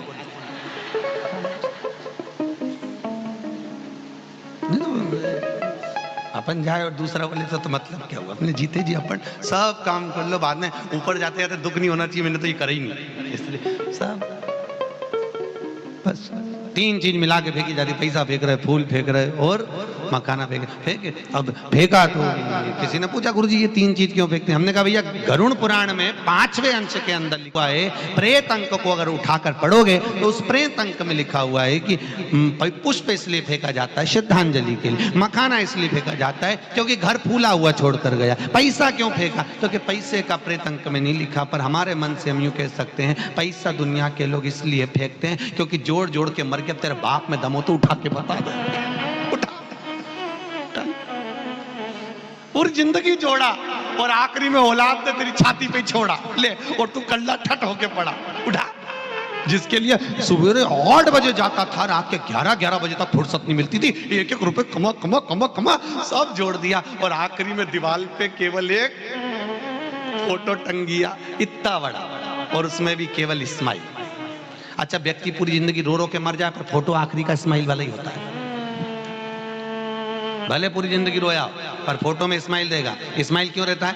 क्योंकि वो फोटो स्माइल और उस पर डली एक माला प्लास्टिक की, और हवा चले तो माला यूं यूं हिले। तो फोटो क्यों स्माइल देता है? फोटो इसलिए स्माइल देता है क्योंकि हम भी जोड़ जोड़ के मर गए, यहाँ टंग गए, और वो भी फोटो स्माइल दे दे के घर के लोगों को यही प्रेरणा देता है एक दिन तुम भी बाजी में टंगोगे, इसलिए स्माइल दे रहा है, टंगा हुआ। तो कबीरा ने क्या गलत करा? कबीरदास गंगा जी के घाट पर स्नान कर रहे थे और एक व्यक्ति हाथ में गंगा जी का पानी भरकर फेंक रहा था, तर्पण कर रहा था, जल दे रहा था। कबीरदास जी ने पूछा क्या कर रहे हो? हमारे पूर्वजों को पानी दे रहे हैं। कबीरदास जी ने कहा कहाँ है पूर्वज? जो ऊपर। कबीरदास जी ने देखा तो कि दिख तो ही नहीं रहे। तो ब्राह्मण बोला कोई दिखेंगे क्या? वो तो इससे भी ऊपर है। कबीरदास जी बोले पानी जारी है? हाँ। कबीरदास जी ने हाथ में पानी भरा, फेंकना चालू कर दिया। ब्राह्मण ने पूछा तू क्या कर रहा है?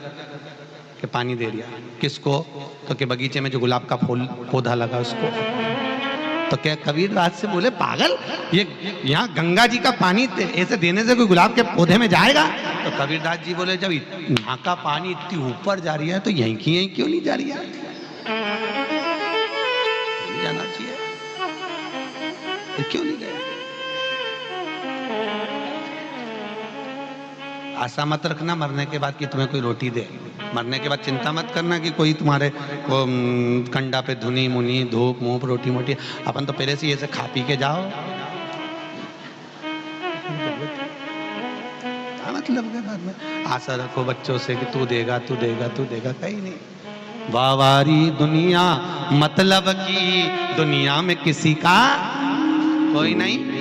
किसी से आशा मत रखो, भजन करो, कीर्तन करो, स्मरण करो, नाम जाप करो, और जो करना है अपने जीते जी करो। आज स्कंद पुराण सुन रहे हो तो आप सुन रहे हो, मरने के बाद परिवार वालों को भी कह के जाना कि मरने के बाद गरुड़ पुराण की भी जरूरत नहीं है मेरे। साफ लिख के जाना, मत कराना गरुड़ पुराण, क्योंकि मैंने स्कंद पुराण सुन ली।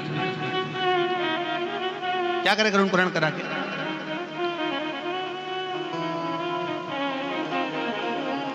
एक बुढ़ा व्यक्ति मर गया, उसके मरने पे बहू उनके पीछे पीछे गीता जी बाँच रही थी। हमने जाकर देखा क्या कर रही कि गीता जी बाँच रही, तो हमने कहा गीता कोई मरे हुए को जगाने का थोड़ी ना विषय है। गीता तो सोए हुए मन को जगाने का है, गीता मरे हुए को जगाने का नहीं है।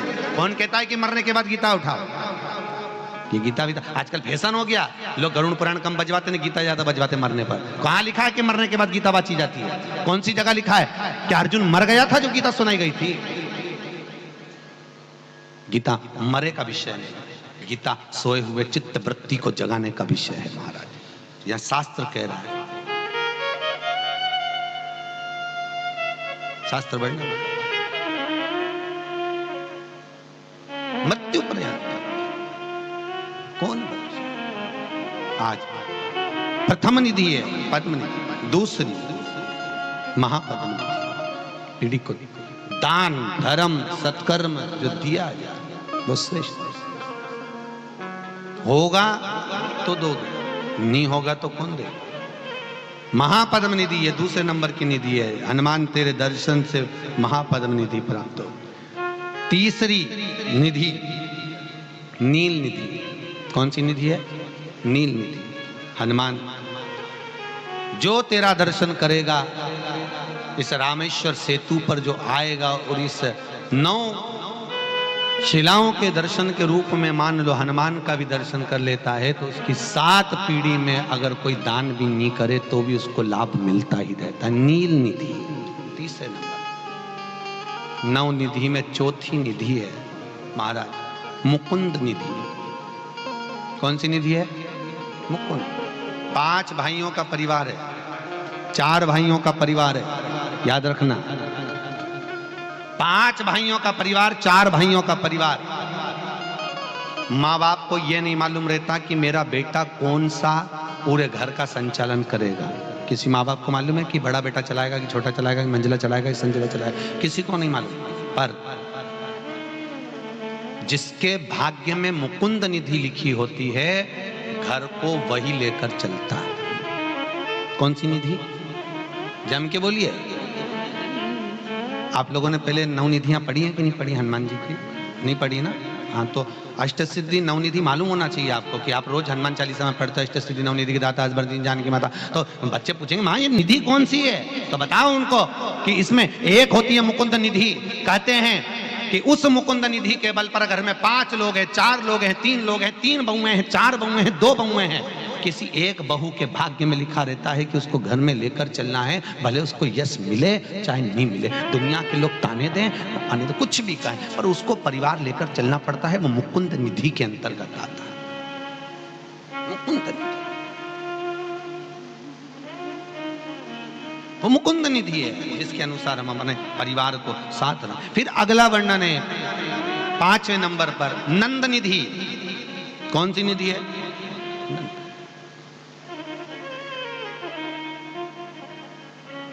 हनुमान जी की ये 5वें नंबर की जो निधि का दर्शन कराया, नंद निधि। कहते हैं मान लो कोई व्यक्ति बहुत बीमार पड़ा रहता हो, बहुत तकलीफ भोग रहा हो, कष्ट बहुत हो शरीर में, रोग मिट नहीं रहा हो, तो स्कंद पुराण की 9 निधियों में जो वर्णन करा है नंद निधि का, हनुमान जी के गले में उस व्यक्ति के हाथ से बेलपत्र में गांठ लगवाकर 41 बेलपत्र प्रदोष के दिन, कौन से दिन?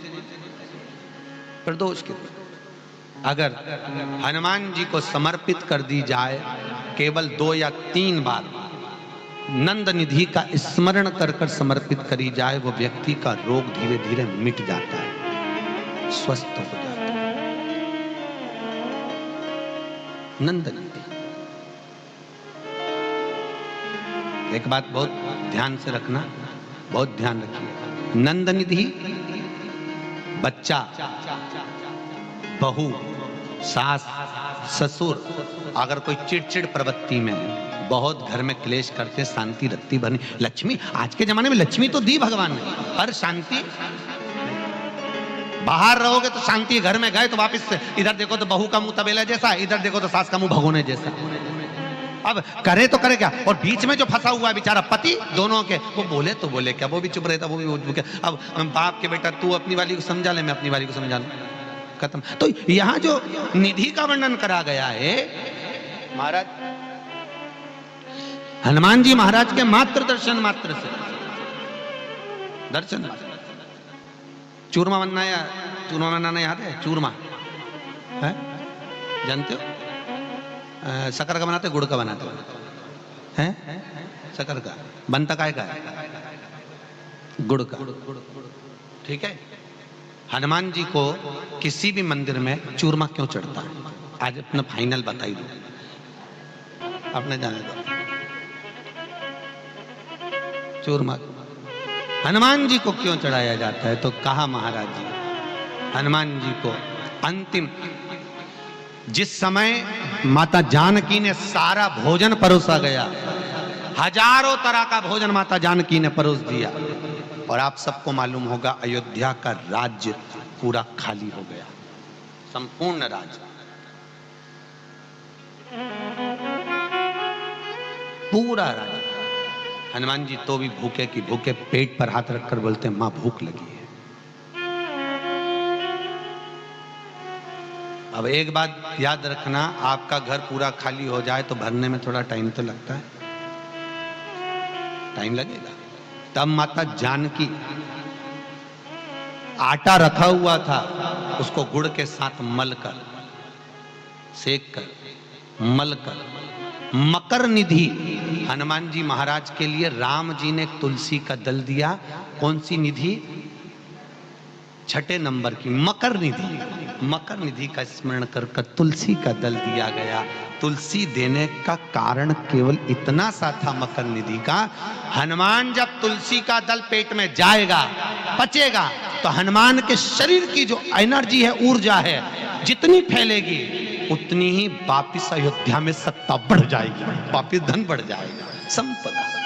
मकर निधि छठे नंबर पर। आनंद निधि के बाद मकर निधि का नवनिधि। पहली बार चूरमा हनुमान जी को दिया माता जानकी ने, दूसरी बार दिया जनक जी ने मारा, जनक जी ने भी दिया था, वहां भी मिला था।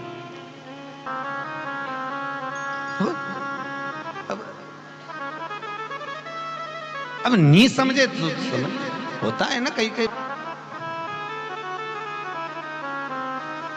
वो एक बार एक अंग्रेज गया तो वो कैमरा लेके वो दीवार पे, गांव में देखा होगा दीवार में गाय के गोबर ऐसे थाप दे गोल गोल, तो अंग्रेज फोटो खींच लिया।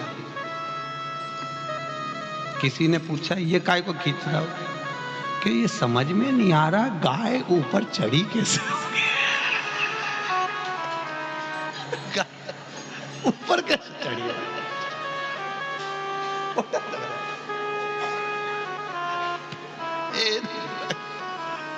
गाय चढ़ी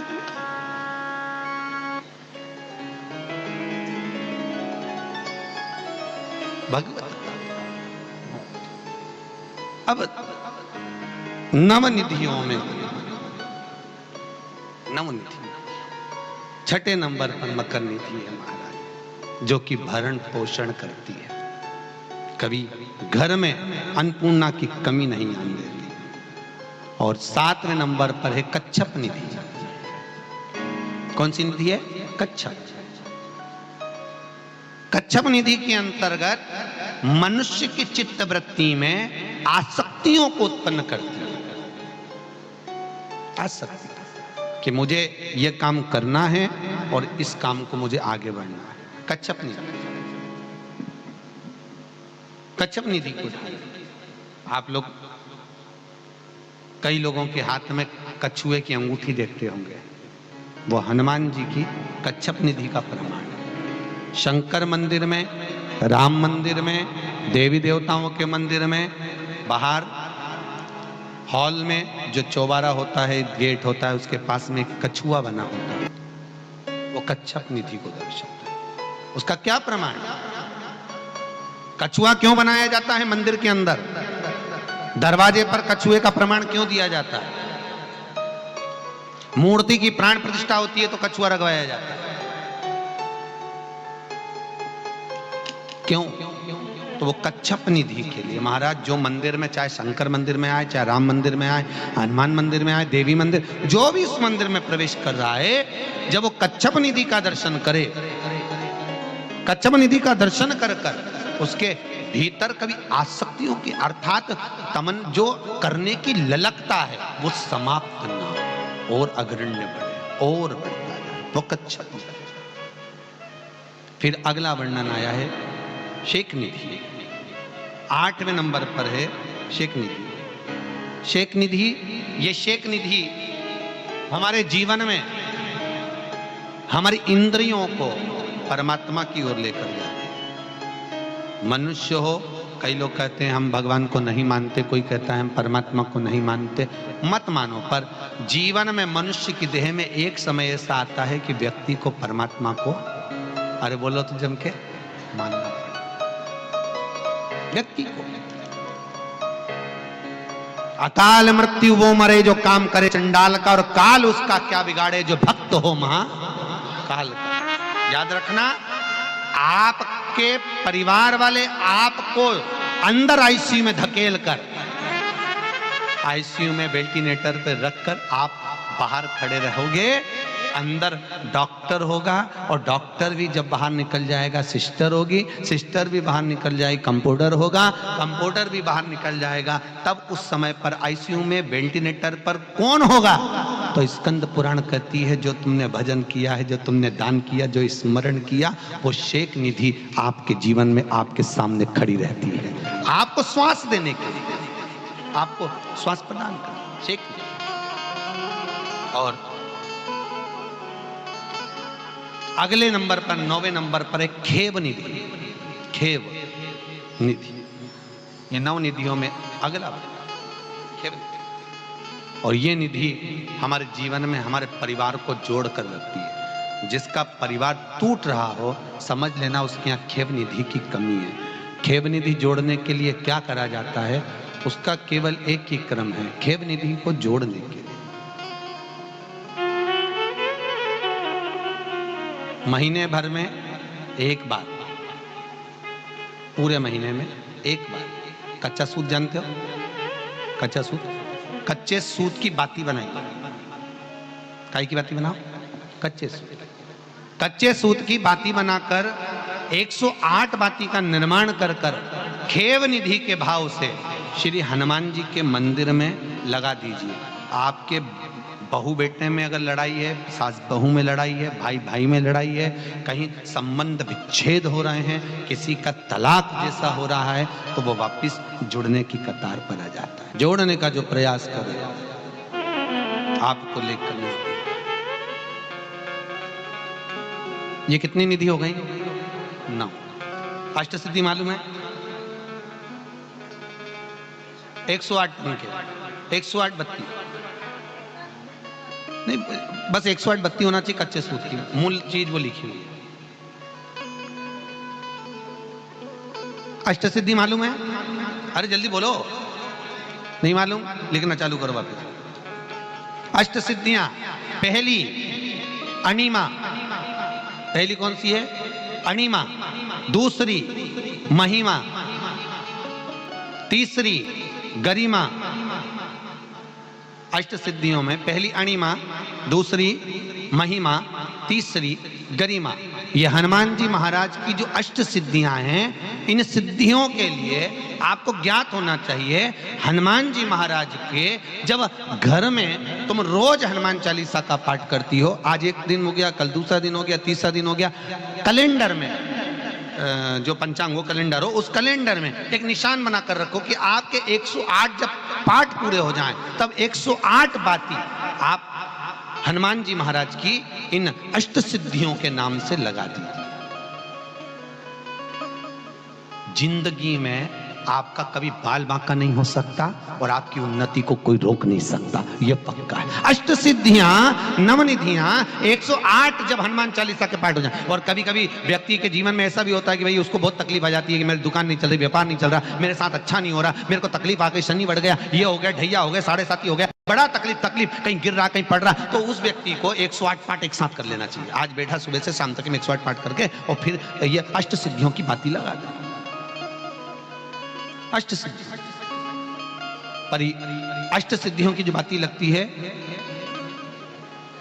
घृत में है, घी घृत, अष्ट सिद्धि। तो ये बाती, तो पहली अणिमा सिद्धि, दूसरी महिमा, तीसरी गरिमा, चौथी लघिमा, चौथी है लघिमा, पांचवी प्राप्ति,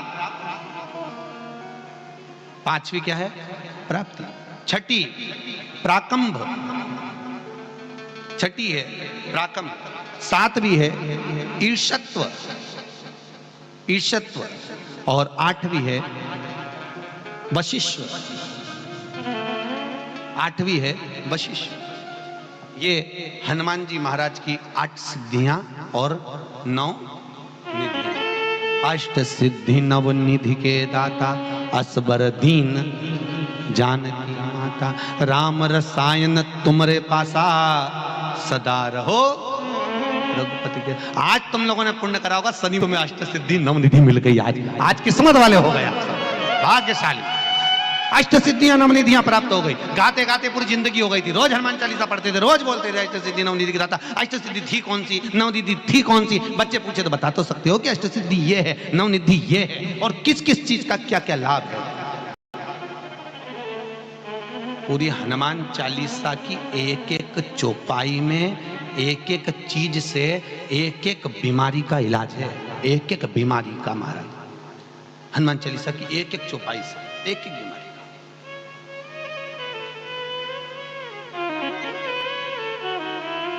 हमारे जीवन को हम चौपाइयों के क्रम से एक एक शब्द का भान करें कि वो उससे हमें प्राप्ति क्या है। अष्ट सिद्धि नवनिधि किस जगह पर स्कंद जी दे रहे हैं? नवनिधियां जहां पर सेतु बंद हुआ, जहां पर सेतु। तो आप रामेश्वर जाएं, पुराने डाकघर के पास में आज भी 9 शिलाएं नवनिधि के लिए स्कंद देव ने वहां विराजमान करी थी। वहीं हनुमान जी महाराज ने जलपान करा था, वो स्थान आज भी विराजित है। आज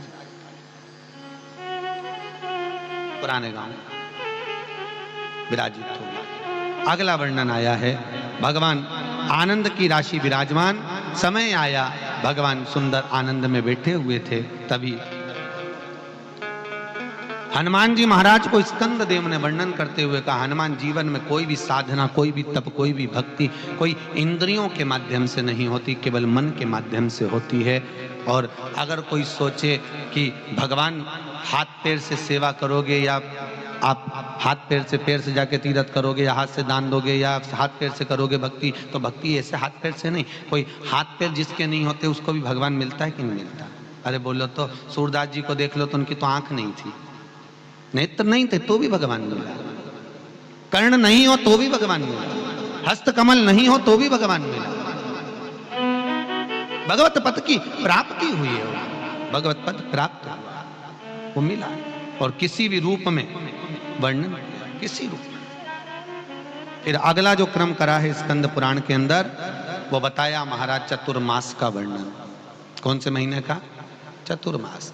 4 महीने का चतुर्मास होता है। किस लिए होता है?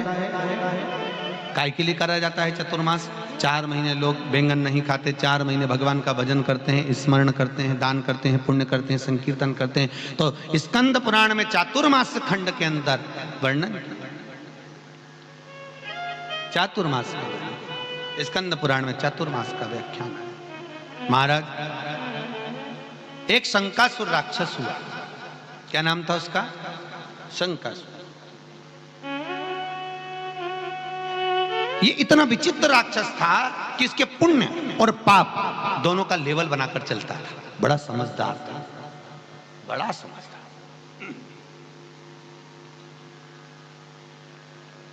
पाप और पुण्य का लेवल बनाया हुआ है इसने। और शंकासुर अपने लेवल को बनाकर जितना पाप करता था उतना पुण्य कमा लेता था, परंतु पाप इतना विचित्र करता था कि लोग तबाही मचा देते थे। बड़े परेशान,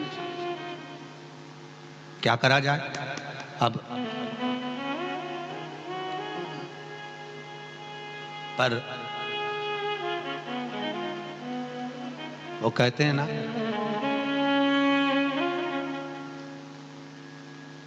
कि छीन कर खाने वाले का कभी पेट नहीं भराता,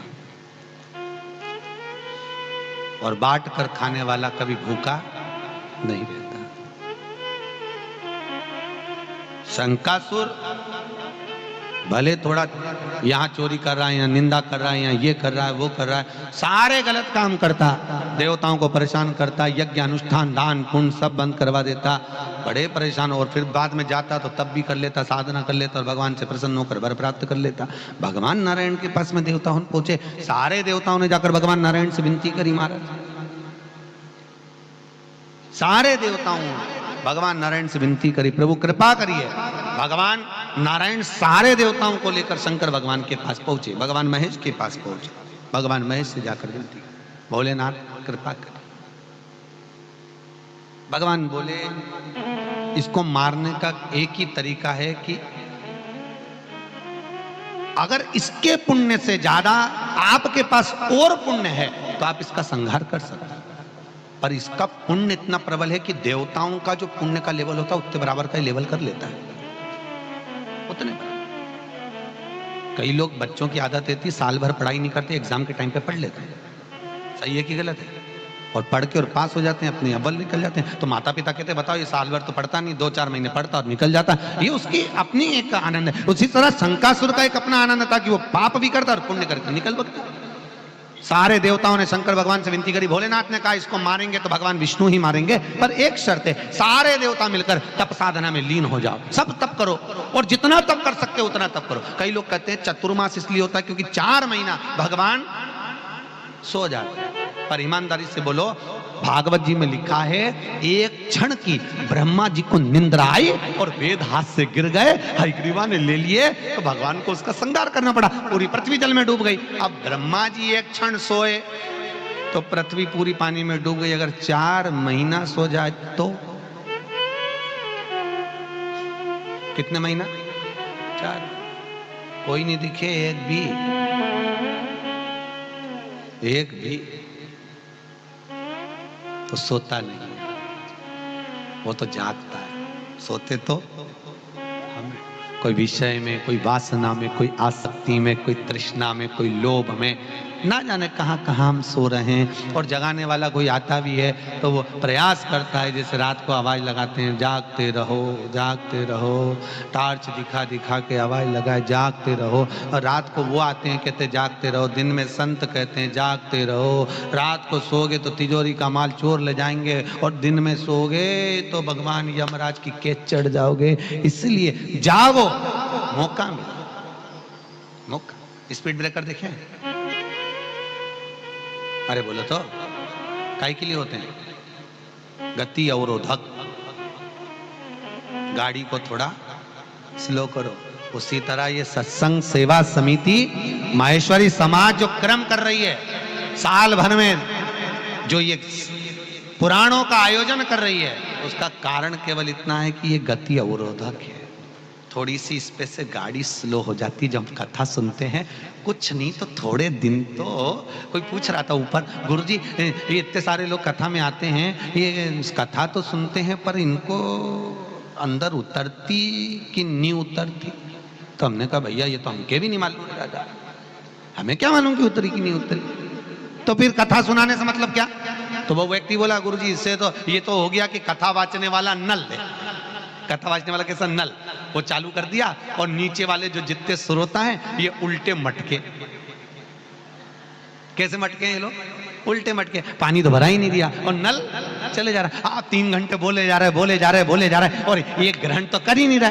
तो हमने कहा भैया देख, भले हम नल हैं और कथा सुनने वाले उल्टे घड़े हैं, पर एक बात सुन ले, भले घड़े में पानी नहीं भरा रहा, पर जब तक वो नल के नीचे है तब तक ठंडे तो है।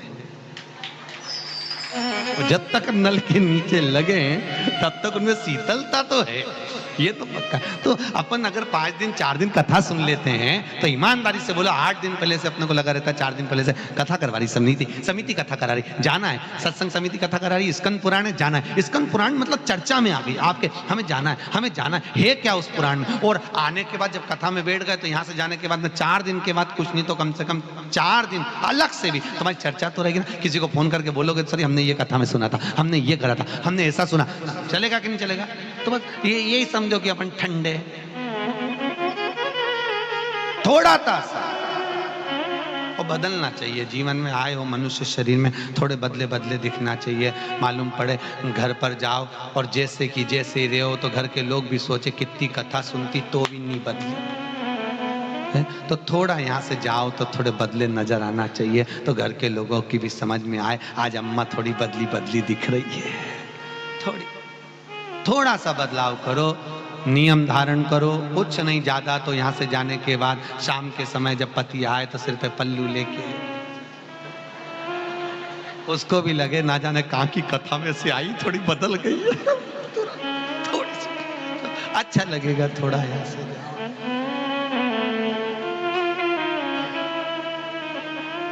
यहाँ से जाने के बाद प्रेम से बोलो ए जी चाय बना दूं क्या? वो भी सोचेगा आज दिन कहाँ से निकला था।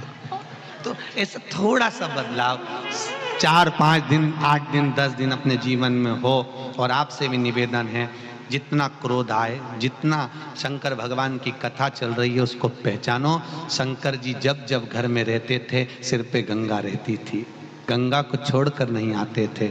आपकी जिंदगी में कितनी भी कष्ट आवे, कुछ भी आवे, पर अपनी सिर पर गंगा होना चाहिए। शांति शीतलता अपने मस्तक पर धारण करो, माथा ठंडा रखो, वाणी में मिठास रखो।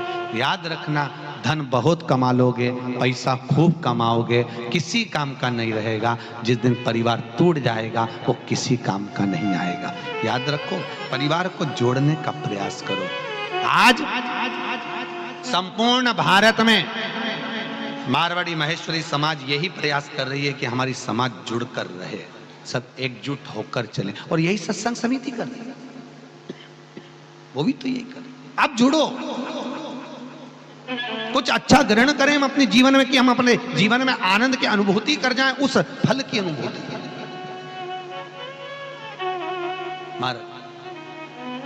फल की अनुभूति। और शास्त्र कह रहा है, शंकासुर पुण्य और पाप बराबर के कर रहा है। भगवान का इसको मारने के लिए पुण्य की जरूरत है, और पुण्य कहां से होगा? तो दूसरे से। एक काम करो, मृत्यु लोक पर अगर 33 कोटि देवता भी अगर पुण्य करेंगे इकट्ठा, तो भी इस शंकासुर को मारना कठिन है। तो क्या करा जाए? भगवान शंकर ने का एक काम करो, 4 महीने पृथ्वी पर जितने मनुष्य, जितने संत, जितने साधु, जितने तपस्वी, जितने साधक, उपासक, जलचर, थलचर, वायुचर जितने हैं, सबसे तप करवाओ, सबसे भजन करवाओ, सबसे दान करवाओ, सबसे पुण्य करवाओ। और 4 महीने का सारा पुण्य जब इकट्ठा करा जाएगा, तब जाकर शंकासुर मर पाएगा। सोचो उसका पुण्य कितना प्रखर था, पाप के साथ में उसका पुण्य कितना प्रखर। इकट्ठा करिए, सब इकट्ठा किया। फिर 4 महीने चतुर्मास के लोगों ने भजन करा, दान करा, पुण्य करा, उपास करा, व्रत करा, पूरे 4 महीने। पर वह 4 महीने में भी 3 दिन का पुण्य तो दूसरा ले गया। कौन से 3 दिन? 14 कार्तिक की, अमावस कार्तिक की, और पड़वा। दीपावली के 1 दिन पहले का, दीपावली का, और दीपावली के दूसरे दिन का। ये पुण्य देवताओं को नहीं मिलता। आप लोगों ने कथा सुनी होगी ना, ये पुण्य नहीं मिलता देवताओं को। इसका पुण्य आपको भी प्राप्त नहीं होता। मालूम होगा आपको, 14 कार्तिक के महीने की दीपावली के 1 दिन पहले की 14 पूर्णिमा और एकम, इस अमावस्या, 14 अमावस्या और एक 3, ये 3 दिन का पुण्य आपको मालूम होगा। जिस समय राजा बलि के दरवाजे पर वामन भगवान भिक्षा मांगने, वामन पुराण का 3रा अंश, और वामन पुराण का 3रा अंश 28वें नंबर का पेज, गीता प्रेस गोरखपुर, उसको पढ़िए। 28वें नंबर पेज के ऊपर के भाग पर स्पष्ट वर्णन आया कि जिस समय राजा बलि के दरवाजे पर वामन भगवान भिक्षा मांगने के लिए खड़े हुए, और वामन भगवान को भिक्षा प्रदान करी गई, भिक्षा ली गई, लीजिए, दे दिया। 3 पग भूमि में सब कुछ। पृथ्वी नापी एक में, दूजे में आकाश, तीजा डगया कते लखे, सभी असुर निराश। सब कुछ दे दिया, 3 पग में सर्वस्व प्रदान कर दिया। राजा बलि सब कुछ देकर आनंदित हो गए महाराज, सब कुछ प्रदान किया। तब आखिरी में राजा बलि ने, भगवान विष्णु ने कहा, मांगो राजन, तुम्हें क्या चाहिए? मुझे कुछ भी नहीं चाहिए। भगवान ने उसको सुतल लोक का राजा बना दिया, सुतल लोक का राजा, और भगवान द्वारपाल बन गए। जब द्वारपाल बने, लक्ष्मी जी इनको छुड़ाने के लिए आई, और लक्ष्मी जब छुड़ाने के लिए आई, भगवान नारायण लक्ष्मी के साथ जब जाने लगे, तब राजा बलि ने विनती कर कर मांगा था, पृथ्वी पर आप, पूरी पृथ्वी का लाभ आप लीजिए, आपकी पृथ्वी है, 3 पग में आपने नाप लिया है, पर मुझे इस पूरी पृथ्वी के 3 दिन का पुण्य मुझे दे दीजिए। भगवान ने पूछा कौन से 3 दिन? तो कहा कार्तिक महीने की 14, अमावस और एकम। ये 3 दिन हमारे, इसलिए हमारे शास्त्र कहते हैं कि त्रयोदशी के दिन, धनतेरस के दिन जो दिया लगाया जाता है, उसका पुण्य आपका रहता है। दूज के दिन जो दिया लगाया जाता है उसका पुण्य आपको मिलता है, पर चौदस, अमावस और एकम का पुण्य राजा बलि के खाते में चला जाता है। किसके खाते में? राजा बलि के खाते में। दीपदान का फल उसके हाथ में। फिर कहा, भगवान कहने लगे तूने अगर एकम अमावस्या का, चौदस का और एकम का भाग मांग लिया है तो फिर जगत कल्याण के लिए जो दीपदान करेंगे, जगत कल्याण के लिए लोग जो लक्ष्मी की पूजन करेंगे, पूजन पाठ करेंगे, उसका फल कहां जाएगा? कहा महाराज, राजा बलि कहता है प्रभु माना मैंने 3 दिन मांगे हैं, इन 3 दिन का भाग अगर कोई कार्तिक पूर्णिमा के दिन दिए का दान करता है तो इन 3 दिन का भाग उसको पूरा प्राप्त हो जाता है, संपूर्ण भाग। इसलिए हमारे यहाँ कार्तिक पूर्णिमा की महत्वता का व्याख्यान करा गया। कार्तिक ये 3 दिन का भाग कौन कौन सा है? फिर से जम के बोलो। चौदस, अमावस, एकम। कौन सा महीना? कार्तिक। दीपावली के 1 दिन पहले दिवाली और एकम। इसका जो दान है, इसका जो पुण्य है, इसका जो सत्कर्म है, और महाराज वो उसका भाग पूर्णिमा के दिन प्राप्त हो जाता है। पूनम प्राप्ति का केंद्र। तो यहां इसको मारने तो राजा बलि के पास में 3 दिन का पुण्य तो चल ही गया। अब इतने पृथ्वी पर मृत्यु लोक पर जलचर थलचर जीव आदि आदि रहते हैं, जो पुण्य करते हैं उसका भाग उसको। महाराज शंकासुर को मारना है, पुण्य इकट्ठा किया, खूब पुण्य इकट्ठा कर। जैसे शंकासुर को मारने के लिए पुण्य की एकाग्रता करी गई, उसी तरह गजासुर को। महाराज जैसे गयासुर का पाप पुण्य प्रबल था, उसी तरह यहाँ शंकासुर के पाप पुण्य की प्रबलता स्कंद महापुराण कर रही है। स्कंद पुराण का सुंदर चातुर्मास्य खंड वर्णन कर रहा है कि चातुर्मास्य का जो वर्णन किया गया है स्कंद पुराण में, उसमें कहा ये शंकासुर का पाप पुण्य बड़ा प्रबल था, इसको मारने के लिए सबने 4 महीने तक तप किया। उस तप की प्रबलता को धारण करा। जब तप की प्रबलता धारण करी तो उसमें से थोड़ा सा पुण्य कम हो गया। कितने दिन का? जम के बोलो जरा। 3 दिन का।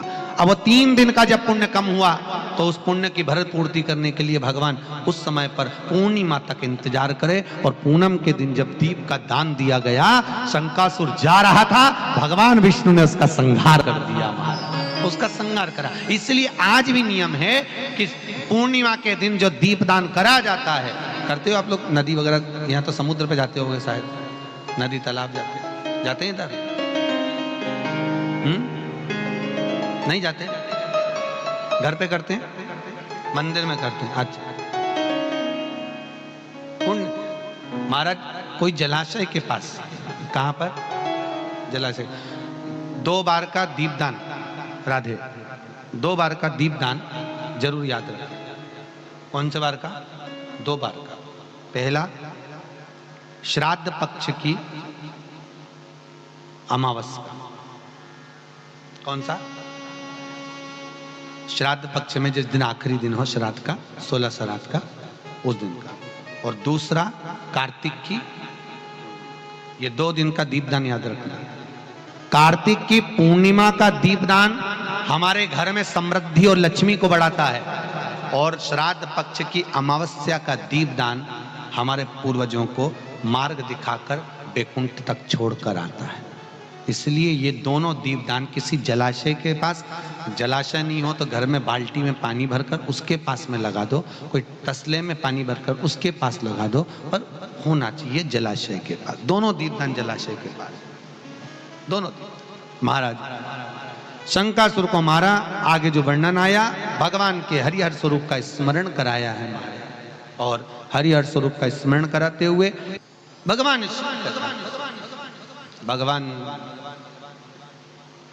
एक बार भगवान शंकर ने हरि का रूप लिया है। महाराज आप सबने श्रवण करा होगा, गंगा निर्मल श्वेत है, सरस्वती निर्मल श्वेत है,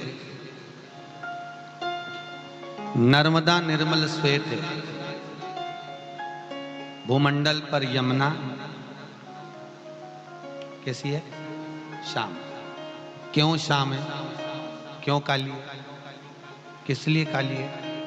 क्योंकि एक बार भगवान शंकर भगवान विष्णु के साथ में घूमने के लिए निकले महाराज। अभी तक आप लोगों ने यमुना जी का चरित्र तो पढ़ा होगा, पर यह चरित्र नहीं मिलेगा कि यमुना काली क्यों हुई, शाम क्यों हुई पटी।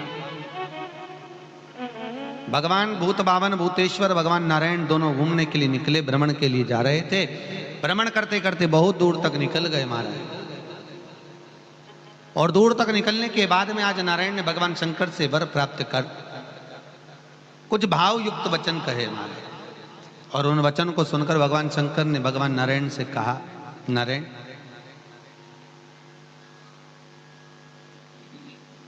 गंगा जी का पान है, गंगा जी का स्नान है, यमुना का पान है और नर्मदा का दर्शन है, 3 नदियों का क्रम।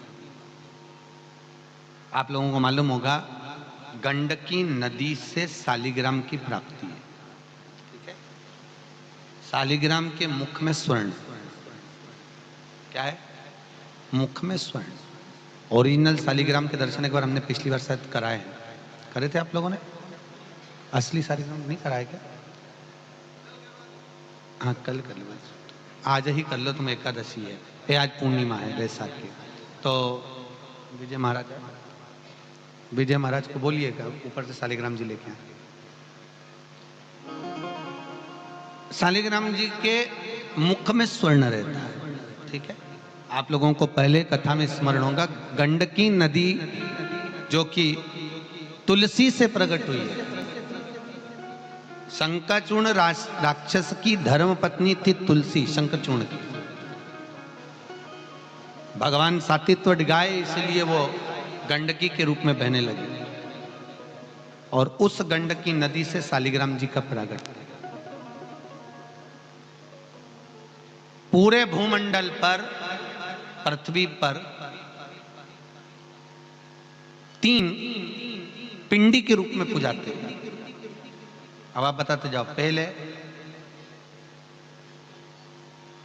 पहले शालिग्राम जी पिंडी है, दूसरे शिव पिंडी है, तीसरी माता जगत जननी जगदम्बा पिंडी है। 3 पिंडी के रूप में पूजाते हैं। अब इनको पिंडी के रूप में पूजना अर्थात क्यों? कारण क्या है कि शंकर भगवान का असली स्वरूप, जो भगवान शंकर जैसे नारायण का स्वरूप पूजाता है, ब्रह्मा का स्वरूप पूजाता है, इंद्र का स्वरूप पूजाता है, पर शंकर भगवान का स्वरूप पूजाता है क्या? नहीं। भगवान शंकर का शिवलिंग के रूप में पूजन होती है, पिंडी के स्वरूप में पूजन होती है।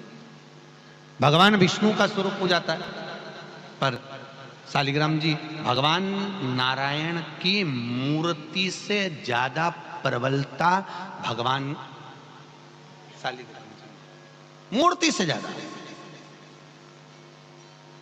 मूर्ति से ज्यादा प्रबलता शालिग्राम जी। उसी तरह देवी के स्वरूप से ज्यादा माता जगत जननी जगदम्बा की पिंडी में प्रबलता होती है। 300। एक बार भगवान विष्णु और भगवान शंकर के दोनों के गणों ने विचार करा आपस में। तो नारायण के गण बोले कि हम प्रबल, हमारे में प्रबलता है, और शंकर के गण बोले हम प्रबल।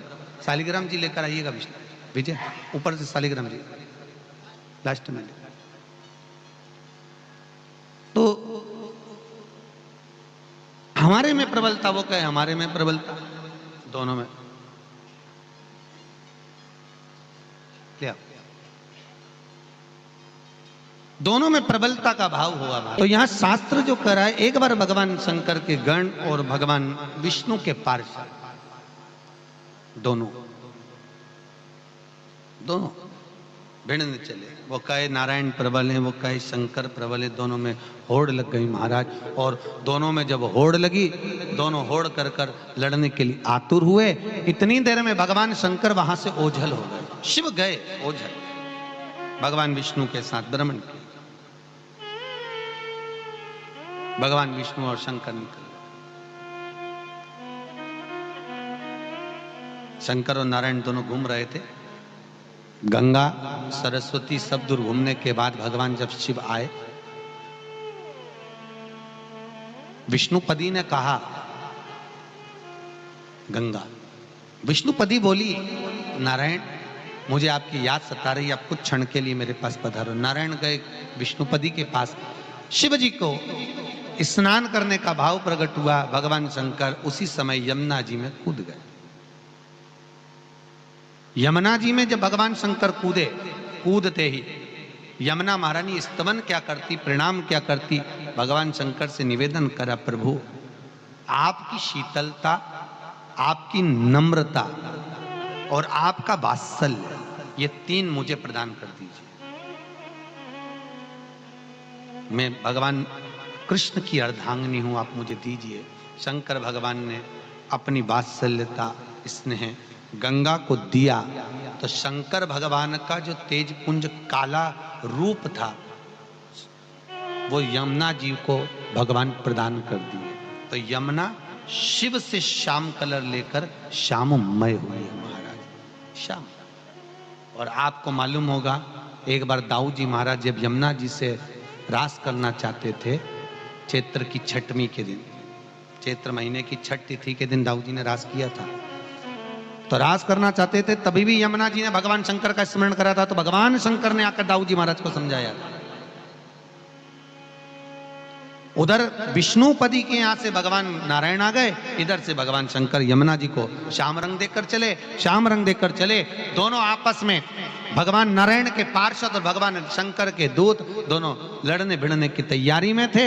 इतने में माँ जगत जननी जगदम्बा भ्रमण करती हुई उधर से आ रही थी। माँ जगत जननी जगदम्बा भ्रमण करते करते आई, तो इनको लड़ने से पहले भगवान शंकर और नारायण दोनों जब इकट्ठे हुए, दोनों जब एकत्रित हुए, भगवान शंकर को लगा कि भगवान विष्णु के पार्षद मेरा सम्मान नहीं कर रहे और मेरे गण नारायण का सम्मान नहीं कर रहे। करे क्या, भगवान नारायण ने अपने पार्षदों को भेज दिया। भगवान शंकर ने अपने गणों के सम्मुख में और भगवान नारायण के सम्मुख में शंकर भगवान ने भगवान विष्णु का आधा स्वरूप धारण कर लिया। आधे शिव हो गए हर, और आधे भगवान का स्वरूप हो गया हरिहर। कौन सा स्वरूप है? हर। माधव सेतु गए हो? रामेश्वर में एक माधव सेतु है। उस माधव सेतु पर अगर आप जाकर दर्शन करेंगे तो हरिहर भगवान का दर्शन आपको हो जाएगा। माधव सेतु हरिहर, आधा भगवान शंकर का स्वरूप है, आधा भगवान हरि का स्वरूप है। अब दिक्कत ये अड़ गई कि इन्होंने तो इनका युद्ध तो समाप्त कर दिया भगवान शंकर ने, शंकर भगवान ने इनको तो समझा दिया, पर जो जगत जननी थी, जगदम्बा थी, अब ईमानदारी से बोलो, नामदेव वाला हाल हो गया ना, तुझ में रब दिखता है यारा, मैं क्या करूं। दिक्कत तो वो हो गई। अब सती माता का शंकर ने त्याग क्यों करा था, याद करिए। क्या स्वरूप रखा था? सीता का। बिल्कुल सही बोलिए माता जी, जोरदार ताली बजाओ, बहुत बढ़िया, बहुत सही बोला। सीता का स्वरूप रखा, इसलिए शिव जी ने उनका त्याग करा। अब पार्वती क्या करे? शंकर ने कौन सा रूप रखा? आधा हरि का। अगर एक पतिव्रता धर्म का पालन करने वाली नारी है, पतिव्रता धर्म का ध्यान रखने वाली नारी हो, जो पति के परमेश्वर मानती हो, पति के चरणारविंद का स्मरण करती हो, पति को नमन करती हो, पति चरणारविंद का रोज वंदन करती हो, पति को परमेश्वर मानती हो, अब उसकी साक्षी में अगर पति दूसरे के रूप में अगर आधा समाहित हो जाता है तो उसका भाव तो डिगेगा ही। ये क्या करा आपने? जगत जननी क्रोध में लाल हो गई, माता पार्वती। कभी कभी ऐसा हो जाता है, पति परिवार के लिए बहुत करता है, बहुत करता है, पर जब पत्नी को लगता है इतना करने के बाद भी यश नहीं मिला तो पत्नी का दिल टूट जाता है। वो अपने पति से कहती, करते क्यों? इतना करने पर भी अगर यश की प्राप्ति नहीं है तो फिर करा क्यों? किस लिए? आखिर क्यों करे? किस लिए करा? वो समझाती है, कहती है, पर उसके बाद भी किसी किसी की आदत थी नहीं, फिर भी करना है, वो तो है तो अपने, भले कैसे भी है। और कई कई बार ऐसा होता है कि गलत संगति का असर तुरंत भी हो जाता है, जैसे अश्वत्थामा द्रौपदी के 5 पुत्रों को सोते हुए को मारा। इतना इतना प्रबल ज्ञानी अश्वत्थामा, गुरु द्रोणाचार्य का पुत्र अश्वत्थामा, उसकी बुद्धि कहां गई? केवल इतनी सी बुद्धि उसकी कि रात को बाहर कुर्सी लगाकर बैठा था टेंट के बाद एक पेड़ पर। उल्लू आया, उल्लू ने देखा कि बहुत सारे कौवे पेड़ पर सो रहे हैं। किसने देखा? उल्लू ने। अब नीचे भी बैठा है अश्वत्थामा, वो देख रहा है उल्लू को कि उल्लू आया, सोते हुए कौवों को देखा और उस उल्लू ने अपने पंख से उन कौवों को मारा। सारे कौवे मर गए। अश्वत्थामा ने बस यही बात देख ली कि अगर दिन में नहीं मर रहे, उल्लू की चतुरता अश्वत्थामा ने ले ली कि जैसे उल्लू सोते हुए कौवे को मार रहा है तो मैं भी इन सोते हुए पांडवों को मार दूं। ये गलत तुरंत आदमी ग्रहण करता, तुरंत बस गलत आ गया दिमाग में भर गया। एक उल्लू को देखकर, बस उल्लू की चतुरता को देखकर कि इसने सोते हुए कौवे को मारा है तो मैं भी सोते हुए को मारूं। और अश्वत्थामा ने जाकर द्रौपदी के 5 पुत्रों को उस समय पर मारने के लिए गया था, पांडवों को मारने, मर गए पुत्र। गलत संगति का। इसलिए कहते हैं जिस गांव में पानी की कमी होती है वहां की फसल बिगड़ जाती है, और जिस घर में संस्कारों की कमी होती है वहां की नस्ल बिगड़ जाती है। इसलिए नस्ल को साधना है तो संस्कार देना पड़ेंगे, उनको सभ्यता सांस्कृतिक सत्संग के लिए लेकर आओ, उनको भजन कीर्तन, वो भजन नहीं करना चाहते। आज के बच्चों जिस कॉलेज में पढ़ रहे हैं, जिन स्कूलों में पढ़ रहे हैं, वहाँ पर उनको ये सिखाया नहीं जाता कि तुम भजन करो, कि वो तो बस एक ही चीज़ सिखाते हैं, हाय और बाय। माँ अपने बेटे के बिगर कहीं नहीं जाती, अपने बच्चे के बिना। आज भी कई माताएं हैं, कथा में आने का मन करता है पर बच्चे घर पे अकेले, महाराज उनको पढ़ाना है, टीचर आएगा, स्कूल से आएगा तो खाना देना पड़ेगा, स्कूल से आएगा, ट्यूशन से आएगा, ये करना पड़ेगा। बहुत बुरी दशा है जीजियों। ईमानदारी की बात कहता हूँ राठी जी, मैं कथा करने बहुत जाता हूँ। मेरे जीवन की 1026वें नंबर की कथा चल रही है। इतनी कथा बचपन से बाँच रहा हूँ, कथाओं में जाता हूँ, बूढ़े लोगों की दशा और माँओं का चरित्र देखकर दिल कछोड़ जाता है साहब। बहुत बुरी गति है साहब, बहुत बुरी। दुनिया में मंदिरों में भंडारे कर रहे हैं, देवी को चुनरी चढ़ा रहे हैं, खूब नगाड़ों से, ढोल बाजों से, किटी पार्टी ने ये पार्टी ने वो पार्टी कर रहे हैं, और घर के माता पिता से अगर मीठी वाणी तक नहीं बोल पा रहे तो धिक्कार है रे औलादों, ऐसे तो चुल्लू भर पानी में डूब मरो। काय का जीना तुम्हारा, काय का जीना? उस जीवन का क्या तात्विक सुख है? बड़ा विचित्र महाराज, सुख क्या है, जीवन क्या है? बड़ी सहजता से जीजियों मेरा आपसे निवेदन है, बस संस्कार दो। पढ़ाई बहुत कराओ, खूब कराओ, दिल से कराओ, पर संस्कार से विहीन नहीं होना। वो पढ़ाई नहीं चाहिए मुझे। और इस संस्था का मूल लक्ष्य, इस संस्कार समिति का मूल लक्ष्य है, इस कथा के माध्यम से आप अपने बच्चों को कुछ अच्छा देने का प्रयास करिए, उनको समझाइए। और बहुओं को मेरा एक निवेदन है, आप अपनी बेटियों को भी ऐसा ज्ञान देना, बेटा जैसे हम हैं वैसे उसको रखो, क्योंकि तुम्हारी भी औलाद होगी, याद रखना, तुम्हारा भी बेटा होगा। आज तुम जैसे अपने माँ बाप के साथ कर रहे हो, तुम्हारी औलाद तो और आगे बढ़कर निकलेगी, तुमको पूछने वाली नहीं है। इसलिए अपने को समर्पित कर कर चलो साहब। स्कंद पुराण में भगवान कार्तिकेय ने अपने माँ बाप की कहना मानकर, ऐसा कौन सा काम है जो नहीं करा स्कंद देव ने? गणेश जी ने नहीं करा होगा। महेश के वंशजों, और तुम्हें तो गर्व होना चाहिए महेश के वंशजों को कि हमारे महेश के 13 बच्चे थे, और उन 13 बच्चों में भी एक भी बच्चा ऐसा नहीं था जो अपने माँ बाप के कहने से ना चलता। माता पिता कह दे तू खड़ा हो जा, खड़े हो जा। गणेश जी का चरित्र है ना, एक बार माँ ने कह दिया, गणेश मुझे तेरे को 5 मुख का दर्शन करना है, मुझे तेरे 5 मुख का दर्शन करना है। गणेश जी ने 5 मुख धारण करे। एक दिन माँ ने कहा मेरे को तेरे 1000 मुख का दर्शन करना है, सहस्त्र मुख गणेश जी ने धारण करे। एक बार माँ पार्वती बोली मेरे को तेरे को 8 जगह पर दर्शन करना, अष्टविनायक स्थित हो गए। अष्टविनायक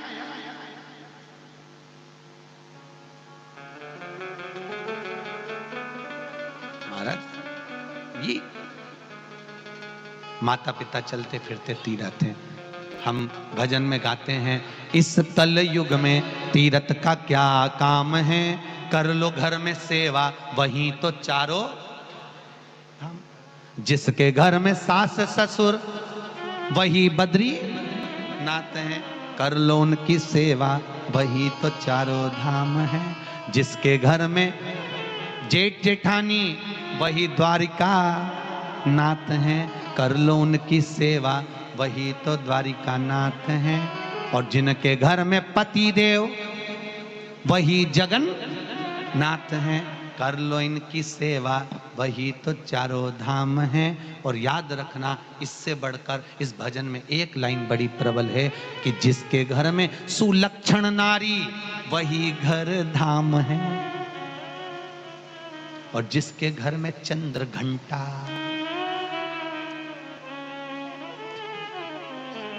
फिर वो धाम नहीं है।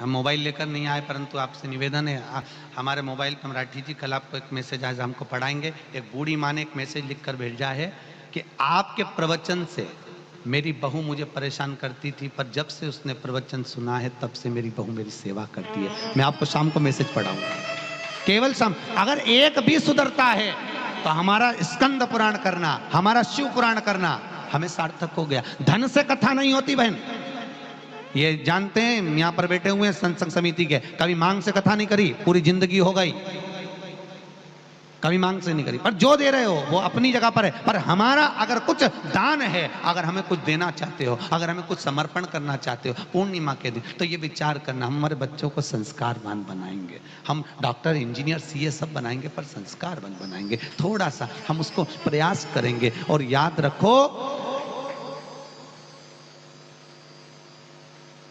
एक अपनी जिंदगी में पानी में डूबने वाले को बचाना सरल है, पर प्याली में डूबने वाले को बचाना कठिन है, बहुत कठिन। पानी में डूबे हुए को तो बचा सकता है कोई भी, पर प्याली में डूबे हुए को बचाना कठिन है, बहुत कठिन। श्रेष्ठ दीजिए, शास्त्र कह रहा है, भगवान शंकर को देखकर आज माता पार्वती बोली, आपने रूप क्या रख लिया, हरि का रूप रख लिया, अब मैं आपको अपना प्रीतम कैसे देखूं, मेरे को समझ में नहीं आता। शंकर भगवान बोले, गलती हो गई। माता पार्वती सबको सुलझाने के चक्कर में गलती हो गई। माँ पार्वती क्रोध में आकर बोली, नारायण तुमने भी गलती करी जो मेरे पति के रूप में आकर विराजमान हो गए। नारायण मैं तुम्हें श्राप देती हूँ कि तुम पत्थर के पिंड के रूप में रहोगे और गंडकी से तुम्हारी उत्पत्ति होगी। शंकर भगवान आप मेरे साथ अगर रहोगे तो अब स्वरूप में नहीं रहोगे, आपको भी पत्थर का शिवलिंग बनना पड़ेगा। ये जो शिवलिंग है पृथ्वी पर, ये माता पार्वती के श्रापित होकर ब्रह्मा द्वारा, ब्राह्मणों द्वारा शंकर को निर्मित कर कर रखा गया, क्योंकि पार्वती शिव के साथ में रहना चाहती है, अकेले नहीं। पर अब जो हरिहर रूप रखा है, इस रूप में अगर शंकर के साथ रहूंगी तो मुझे नारायण दिखेंगे, और पति के साथ कैसे रह सकती हूं फिर मैं, फिर क्या करूं? तो शिवलिंग की उत्पत्ति करी। भगवान शंकर ने कहा, पार्वती तू हमको शिवलिंग की आकृति दे रही है, हमको पिंडी बना रही है, तू भी हमारे साथ में पिंड रूप में विराजमान रहेगी। इतने में लक्ष्मी आ गई, ब्रह्माणी आ गई। लक्ष्मी ने कहा, नारायण आप पिंडी के रूप में रहोगे तो मैं भी पिंडी के रूप में रहूंगी। तो वो भी पिंडी के रूप में। ब्रह्माणी कहती है, ब्रह्मदेव मेरे को भी पिंडी की आग। अब एक को देख लिया कि डिजाइन का पर्दा डला है, तो दो चार डिजाइन की तो डलेंगे इस तरह, मैं भी। ब्रह्माणी भी बन गई। इसलिए वैष्णो देवी में 3 पिंडियां हैं, जगदम्बा, पार्वती, लक्ष्मी। 3 स्वरूप में विराजित हो गए। समय आया आगे भगवत स्मरण करने में लीन हो महाराज। माता पार्वती ने भगवान शंकर से निवेदन करा, भोलेनाथ आपके स्वरूप से ज्यादा पूजन का फल शिवलिंग पूजन का होना चाहिए। शंकर भगवान ने कहा पार्वती सुन, भूल से भी अनायास भी अगर कोई आज के दिन, कौन से दिन, आज का दिन मतलब नहीं, जिस दिन पार्वती ने शंकर जी को पिंडी बनाया था, प्रदोष का, कौन से दिन, प्रदोष के दिन, आज के दिन शाम के समय पर अगर कोई शंकर की आराधना करेगा, शिव की पूजन करेगा, प्रदोष का व्रत करेगा, उसको जीवन में कभी दुख नहीं झेलना पड़ेगा, वो सुखगामी होकर मेरे धाम को आएगा। ये माने शंकर भगवान से वर प्राप्त करा। आप लोगों में से कई माताएं होंगी जो प्रदोष का व्रत करती होंगी, पुरुष लोग होंगे जो प्रदोष का व्रत करते होंगे, करना चाहिए, अवश्य करो। और प्रदोष का व्रत कर कर प्रयास करा करो, भगवान शंकर की पूजन हो, शिवलिंग की आराधना हो। जैसे एकादशी कौन कौन करता है, कौन है एकादशी, जिसको करते हो है कौन है, भगवान के, कब हुई थी एकादशी, है कौन जिसका व्रत करते हो? भाई प्रदोष तो समझ में आ गया कि भगवान शंकर उस दिन प्रकट हुए और भगवान की उत्पत्ति उस दिन हुई है, प्रदोष के दिन, त्रयोदशी, संध्या का समय, शाम का, इसलिए प्रदोष का व्रत शाम के समय होता है। एकादशी कौन है, कहां से प्रकटी है? माया? नहीं, एकादशी है कौन, क्यों इसकी इतनी प्रधानता है, क्यों इसकी पुण्यता है, ऐसा क्या है एकादशी में जो इसकी पुण्यता मानी जाए? कौन है ये जो भगवान नारायण तक एकादशी का व्रत करते हैं?